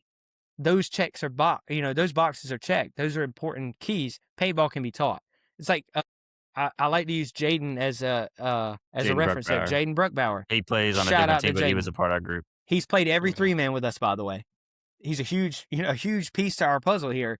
Jaden played his first event with us last year, and I probably mentioned this on the podcast before. He did not do well on the first event, but he was a great teammate. He fits in perfect with the group, and he's out. I mean, honestly, he came onto the team like during one of those slumps where a lot's going on. People are slacking in the gym. People are slacking here. People are slacking at practice. And Jaden comes out, plays his first event, doesn't do well, and then just starts sending into a Snapchat group that we have him at, working out, him at the field doing drills by himself, dude. Nobody's there with him. Sending those videos in. That's infectious, dude. That's motivation from a guy that just got on the team, that hasn't even found his place yet, And then the next event comes out and he took my starting spot, and that's for some players, it's going to be like a gut check, right? And it is in a way, but not in a negative way. It's like, okay, well, I just got to work. I just got to outwork that kid. Mm-hmm. And then that competition just breeds us to do better and get better. Now your margin for who starts and who doesn't is razor thin, and then you are fully confident as a coach. You're fully confident in that next line being just as sharp as the next line, or as that first line. Like, that's what I'm looking for. I feel like I speak for all of us there, where we look for what fits, who's receptive, who's going to be a great teammate, and who's going to uplift and hold each other accountable and push past their limits. Paintball can be taught. It doesn't. You could be the best player on the team. You could be somebody that's right there on that bubble, dude. The other thing's more important. Yeah, I think that my main thing on whenever I was coaching was like, make my job hard before the tournament. Make it to where it's so hard for me to pick a starting 5 that, and I'm not saying everybody needs to suck. That's not what I'm saying. I'm saying I want everybody to be so good that also makes your job hard. Yeah. That also makes my job hard if everybody sucks. And for players that, that for the future that want to join, we don't do a typical tryout. That may be something in the future, but like as we've gone, we haven't done a tryout. I try to go. Me, Anthony, and Christopher do really well about going to these events that are more local and stuff. And I try to make all the AXLs I can and everything that I can make. Anthony's the same way, and I'm watching. Play. Do well. If you want to know how to get on the team or how you can improve or whatever it takes, you can always just call us, DM us, whatever. That's, we're going to make sure that you get the proper response there. And it's been pretty interesting. So I run the Instagram, and it's cool to see messages of people trying to get involved or try to get a part of the team. And, there's bigger than just playing, there's a logistic a factor to it too, where, you know, I don't want somebody coming in super far and then it be inconsistent. You know what I mean? Like I want somebody to be local so they can be involved and be able to be at our practices the same as any other person that's local. So I want someone just flying in for layout. Yeah. yes, 100%. And so I think that goes to the point of, and we're never been against that. We also had a guest recently. He was flying in. He was doing a good job. It's just he just didn't fit with us, and we went in a different direction. And great kid, great player. It was just one of those things. It was just how it goes. Like, and bringing up that is that we are looking at this team, and we are constantly talking about it. We're constantly thinking about that. Alex and Anthony, I literally talk about it almost every day, and we're learning and growing and trying to improve every time we're on the phone, every time we're talking about it. And it's just a cool thing. And then I honestly think another thing to add, like you asked earlier about like, why is it like we're like a family? And I think it's because I have two brothers on here and we're doing something that's bigger than us. And I think it's a good learning curve. Not only is it a way for, it gives me opportunity to lead, it gives Anthony opportunity to lead, it gives Alex opportunity to lead, and seeing how our leadership and our growth is now affecting others and they trust us to do our job. Not only is it, to Alex's point, it's infectious, it's just like, it's just awesome. It's like, I don't know how to explain it. I'm so grateful to have the opportunity to do it, especially with my brothers. And for, war forever, as Alex says, Wage it will war always be forever, there. baby. Wage war forever. And we really are big on every individual is important to us, no matter what. If you're a part of a team, you're pretty much a part of a team forever because we're so particular on who we pick up because we want to have the group the way it is. Every team that I've ever been a part of that I have a great time. It's like similar to Ironman. I was really close with the crew guys, and even other iterations of teams. It's been camaraderie. It's been brotherhood. It's reason why I even play the sport. I love paintball. I love competing, but I think more importantly, I love to be a part of a group that is trying to achieve something. And us being able to do that and create it from ground up has been really awesome and important to all of us. So, yeah. I think that our relationship as brothers is a big part of why we try and keep the team as tight knit as it is, and how we create these. I wouldn't say create. How we form these Relationships. form the relationships that we have with with the teammates is like, I know that and I'm not saying that paintball is the only thing that keeps us three together, but it's a huge component. Like whenever me and Alex didn't play, we were at Christopher's practices. We were at his tournaments. Like just because like we wanted to be there to see our brother. I would drive up 2.5 hours to Alex's house in Greenville, and Christopher would drive 2.5 hours down, and we'd all meet up, and we'd say that we're leaving at 11 o'clock, and we wouldn't leave till 2 because we're Yeah. outside talking. And I had work In the parking early. lot. Yeah. Like, And so I think that, we have a perfect blueprint of how to create those relationships, because I feel like this is probably the best relationship that we could possibly have. Like, so if we can just recreate this relationship that we have between us three with our teammates, then it's the same thing. That's why it does feel like a family. It does feel like, they're my brothers, because I treat them the same as I do Alex and Christopher. I want to have that same relationship with them because I know I can trust them. I know if I invited them out to, say, hey, you're coming out to practice, you're going to stay at the house. Like, I trust you to stay at my house. Mhm. Everything like that. Riding in a car I'd never rode in a car with Josh ever in my life. And I rode to Atlantic City and Chicago with him. But I didn't second guess it one bit. Same thing with Trey. I rode with Trey to Dover.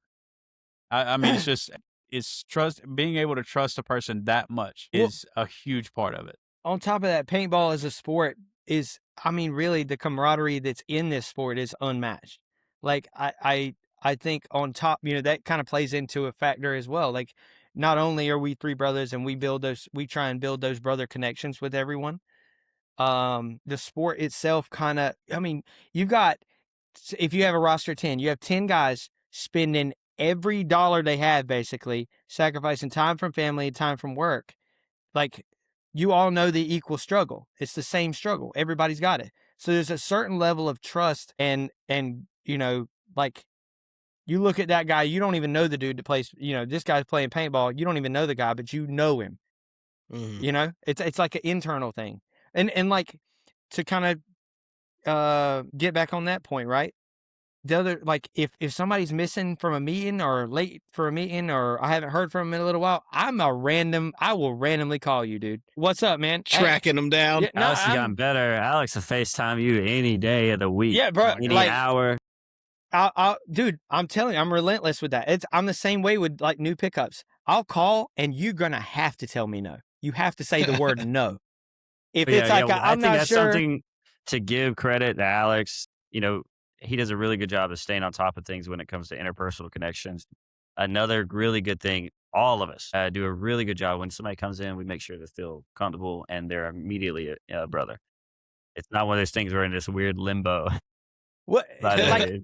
even That's recently, the worst thing. over the past week and a half, really, I had 2 teammates I hadn't really heard from a whole lot, and I'm like, man, like, I'm gonna shoot them a call right quick. They didn't answer, so I texted them like, hey man, look, are you okay? It ain't got hell with paintball. Are you okay? Right? If I know somebody's going through something, if we were in the middle of a practice once, right? We had somebody family wise, right? Me, Anthony, or Chris. So a tragic, you know, something tragic happened in the family. We're at a practice. I noticed it. I could see because I'm around them all the time. Like, I'm around my team all the time. So you can look at their face, dude, and tell when something's up. Step off to the side. Hey man, look, to hell with practice. If you got to go, go. You know, let's talk it out. Hey, what's going on? Whatever. That's important. Like, to hell with paintball. You got to make sure that each person is taken care of as an individual as well. Like, if you want the brother connection, you got a brother connection now. Like, you got to stick with it, right? So, Yeah. Got to put in that extra work. yeah, when when they got problems, we all have problems now. We all got a problem. And I think that's, like I said, that's super important. I think that's something that I'd like to celebrate on that, just because, like, I think we are good at that, keeping up with each other. I have a question for you, Hunter. Why do you enjoy war? Why do you, whenever, if you're a fan, you know, what about the war organization from the outside perspective have you enjoyed? After we've spent like probably 6-9 hours talking at this point, right? I feel like I know you guys pretty well. That's part of it. Like, I know you and I want to see you guys win. And I really want to see you guys win and progress. And part of it's like seeing brothers progress together, right? And the family progress together. But also, like, you guys mimic, you know, my Carnage guys a lot. And there's been a lot of different iterations of that team. But, like, you know, I text John. Me and him talk, you know, once a week at least. And he's out in Colorado. We haven't, you know, we get to play one event together a year if we're lucky. You know, my own brother plays on Carnage, you know, my blood brother. And those other guys. So I like seeing teams that are families win. And that's why I really like cheering on war and like seeing you guys succeed, is because, like, it's not we're the best guys and we're going to go out. You can tell it's a family. Like, from the get-go, the first conversation, like, it wasn't just you three. Some of those guys we've been talking about, they've been with you for a long time. Yeah. Yeah. The whole time. Maybe even way beyond that. Listen, Trey Beatty. Yeah. Caldwell and Trey Beatty, we've known forever. Spencer but I'm going Berry. to say Spencer Berry, I completely forgot. Spencer Berry knew me when I was basically in diapers.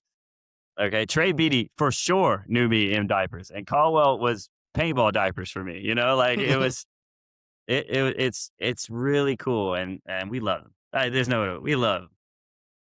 And Yeah, I mean, bro. that's why I like war, man. Like, it's I love it's that, the man. family. constantly You guys have been evolved. together. It's constantly Well, yeah, evolved. but you have the core, Mhm. And it's the right mindset too. You don't mind, like, hey, someone's got to step away and deal with the life stuff. It happens, right? But it doesn't change that they're a brother. They're part of war, Yeah. war forever. Yeah, wage A war forever. really big thing for Anthony. Anthony does a fantastic job when it comes to finances. He is our guy. He makes sure the numbers are right. He goes through, he handles stuff, as well as him stepping up with coaching. To me, transparency is huge, and us as an organization have just embodied that. We are so big about being transparent. If you have questions about finances, if you want to know where your money is going at, here's where it is. Down to the red cent. People go above and beyond to even defend us on our team to explain that you don't get that everywhere. Listen, my brothers and I have been a part of organizations with all types of rocky roads and bumps. I can tell you one thing that is never going to help you in an organization: if your finances are messed up, because then nobody trusts you and nobody wants to be there. Okay. We don't do that. You have theories about how we get funding. There's all different ways. I've been in an organization where it's a little unethical. They kind of put down other people to bring the money in, or they overcharge things to mitigate this. And, there's merit to that at times, but we are just want to build it with the funding we have, and our winning and our performance will get us to the point where our funding will be covered. And that's exactly the best blueprint. We don't need to go and look like we're the best, because that's literally what That's happened what with the the three-man. The 3-man has been the war funding for this year. We perform well, and that's my point. It's the trust. We take the money, it goes right back to the team. It's not going into our pockets. It's not going into some random person's pocket. It's going back in the team, because we do this for the literal love of the game. We literally just love paintball, and we have since we were kids. Even when we couldn't even play, we had a fire happen with our house, or not our house, with our dad's shop. So income's out. We watched on this square monitor together 4 hours. Alex was probably still watching Heroes for a Day. We watched those HK Army 2012 videos over and over again. I remember Anthony would be like, and Alex would be like, "You look like Zach Wake." And I'm telling you, we're like 8, always 9, ran 10 like years Zach old. Wake. He He did. ran just like But him. that's all we did. We just watched paintball. We still did. We will sit. Alex has done a good job of just putting together, hey, I'm going to be in the Discord on Tuesdays and afternoon. I'll pop in there because I would love to watch matches. So I don't know. We just love paintball, and it's so amazing. I don't know. I'm so grateful for it. I'm so grateful for my brothers, the team, everyone, even you, Hunter. I appreciate you, giving us opportunity to communicate and express ourselves and showcase what we're trying to build here, and even bringing stuff to North Carolina. It's huge.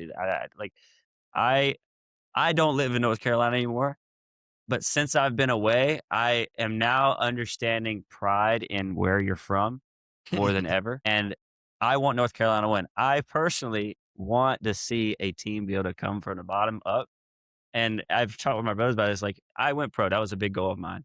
I have some other ones, of course, win pro events, be a top 1 player, all these things. But one of the other ones was something I thought was going to happen years and years ago, to take and build an organization up. And it just so happens I get to do it with my fucking brothers. Is awesome. And we're going to deal with trials and tribulations, but if our trajectory stays the same, we're going to reach the goals we set out when we first started. And I'm excited to see what happens with those. I think, a huge thing that I want to bring up is just that, like, the pride in your area, because of, we know what North Carolina paintball has been for the last, 20 some years, right?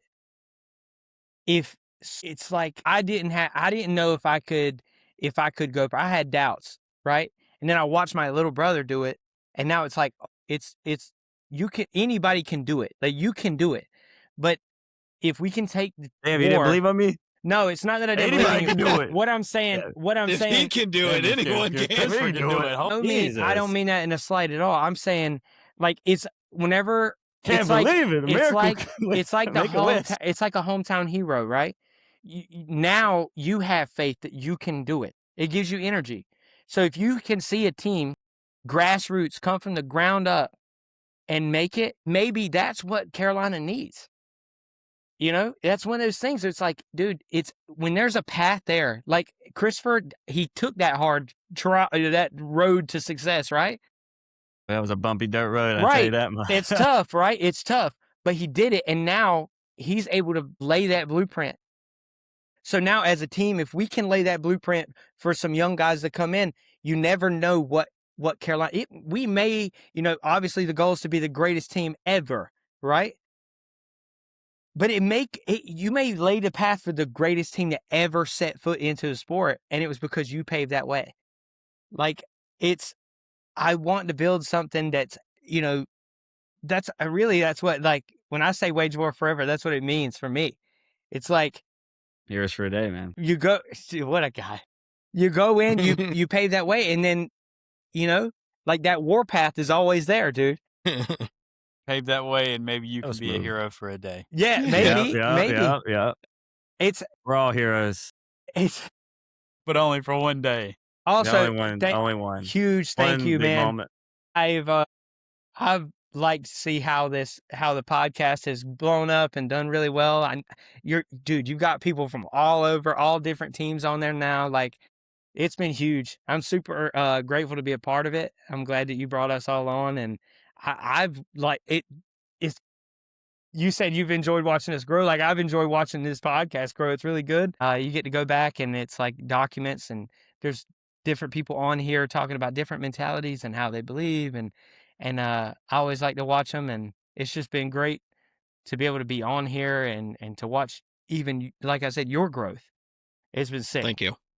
You guys, I consider like you guys part of the foundation. Like you guys gave me the shot. There was no podcast. There wasn't an episode out. Yeah, I remember the message. You hit me up. You're like, hey, man, I'm starting this podcast, Planet Paintball. I was like, let's rip. I'm all for it. I text my brothers. And it's the same, the same texts are very similar to when we first started. You're like, hey, you're like middle of the season. Would y'all be available? And then I'm sorry. I took a while to get back to your text. I just didn't. It's good. You're busy. And then I ended up texting my brothers, and our texts are always the same. I have to do the @ every time I send it, and I go at Alex. I need a response, and it's not like it's cool that we love coming on here, and as soon as they see it, it's like, yes, absolutely. Like, let's 100%. go. I'm excited. Like, all of it. It's just, we've got to see it. We will figure out a way to get on this joker at Well, Thursday. it's like every time that we do one of these podcasts, I'm always I'm like, I don't remember how we're supposed to get in here. I'm just kind of sitting here. Like, I sat here since it was like 6:30, and I was like, wait, what am I supposed to do again? Well, just save the link. It stays the same. Chris, you want to give us a little update on the Ironman or whatever? Yeah. Before we get out of here? Absolutely. Because we're coming up on our 2 hours with you guys. Dude, time flies in here, dude. So, look, the team in general, we're just grinding, man. Every day. There's somebody, like, as soon as we get done with this podcast, I'm going to the gym. And I'm going to the gym not only for myself, but because everybody in that group chat is posting every day. Kyle Nicolau gets up at 3 a.m. He's at the gym at 3:58. I have no idea how he does it. It feels like I'm going to sleep at that time. But in general, for the team, we're hungry. We got humbled, I feel like, a little bit the last event. And I don't think we came in arrogant. We did all the same prep. It was just we let some things slip through the cracks that we didn't have to. And it's on us. Like, there's no other way to describe it. We just didn't adjust appropriately. And going forward, I think we're hungrier than ever, and we want to win. This group will win. I'm going to say that right now, period.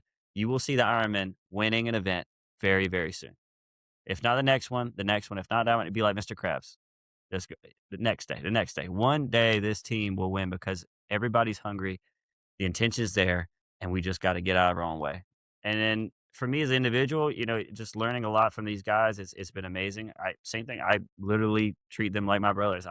I love interacting with PK, Kyle, all got Henry, everybody. And I just like to be a part of an organization that's as tight knit as we are. We go out to eat, we hang out, and we are like joking. We literally, one of the biggest things I love recently, just to bring up how close Ironmen are.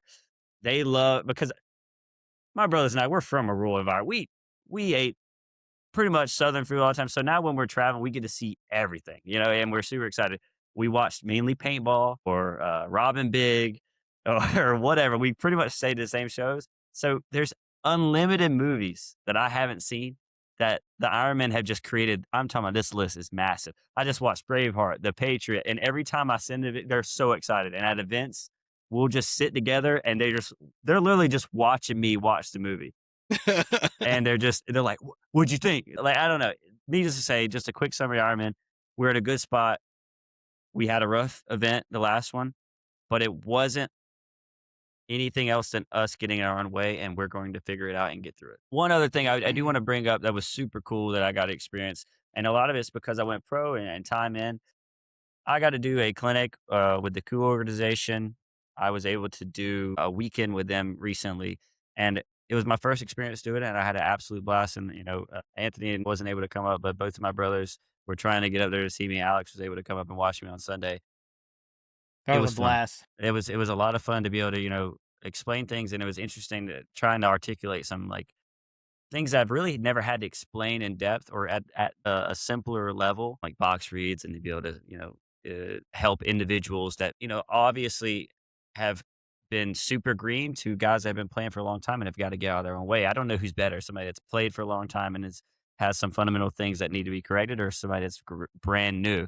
It's difficult because there's so much that you have to bring up, but it was an absolute blast, and I'm honored to be able to, showcase the things that I've learned, and then even the leadership skills from the war team, as well as my playing ability and be able to represent Ironman. It's surreal.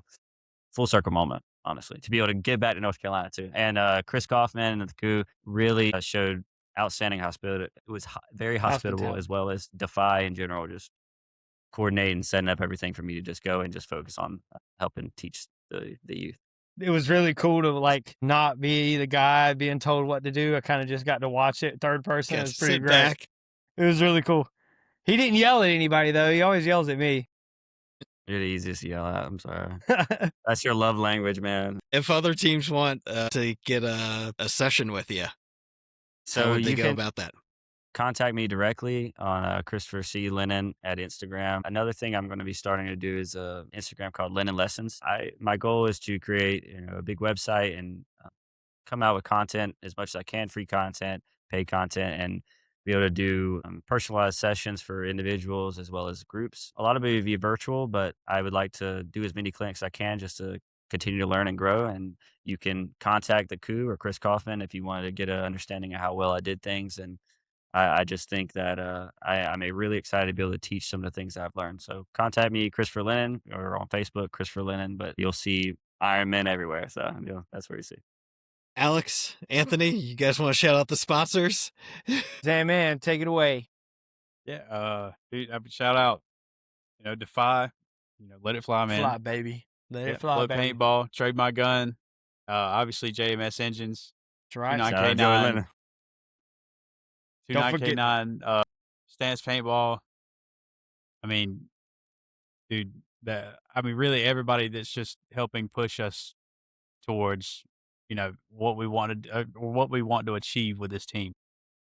And I mean, they've all been a great help with it and helping, at least even if it's not paying for events or anything like that, like it's just a easement into what we're doing. They just make they make it so much easier, smooth the path for us. Anybody that's laid a hand in this, we appreciate you. We love you all. It's great. It's great. And Thank shout out Planet Paintball Pod. Well, with that, you guys know we got to hang out. Everyone else, we'll see you next time. And happy birthday, John from Southwest Paintball, buddy. Happy birthday, Happy Big Dog. birthday, Big Birthday. John. Thanks for tuning in to the Planet Paintball Podcast. We hope you enjoyed today's episode. Whether you're out there grinding in the divisional pits or chasing dreams on the pro stage, remember, it's all about the passion, the hustle, and the love for the sport. Until next time, keep grinding, keep growing, and we'll see you back here on the Planet Paintball Podcast. Thanks for tuning in to the Planet Paintball Podcast. We hope you enjoyed today's episode. Whether you're out there grinding in the divisional pits or chasing dreams on the pro stage, remember, it's all about the passion, the hustle, and the love for the sport. Until next time, keep grinding, keep growing, and we'll see you back here on the Planet Paintball Podcast. Thanks for tuning in to the Planet Paintball Podcast. We hope you enjoyed today's episode. Whether you're out there grinding in the divisional pits or chasing dreams on the pro stage, remember, it's all about the passion, the hustle, and the love for the sport. Until next time, keep grinding, keep growing, and we'll see you back here on the Planet Paintball Podcast. Thanks for tuning in to the Planet Paintball Podcast. We hope you enjoyed today's episode. Whether you're out there grinding in the divisional pits or chasing dreams on the pro stage, remember, it's all about the passion, the hustle, and the love for the sport. Until next time, keep grinding, keep growing, and we'll see you back here on the Planet Paintball Podcast.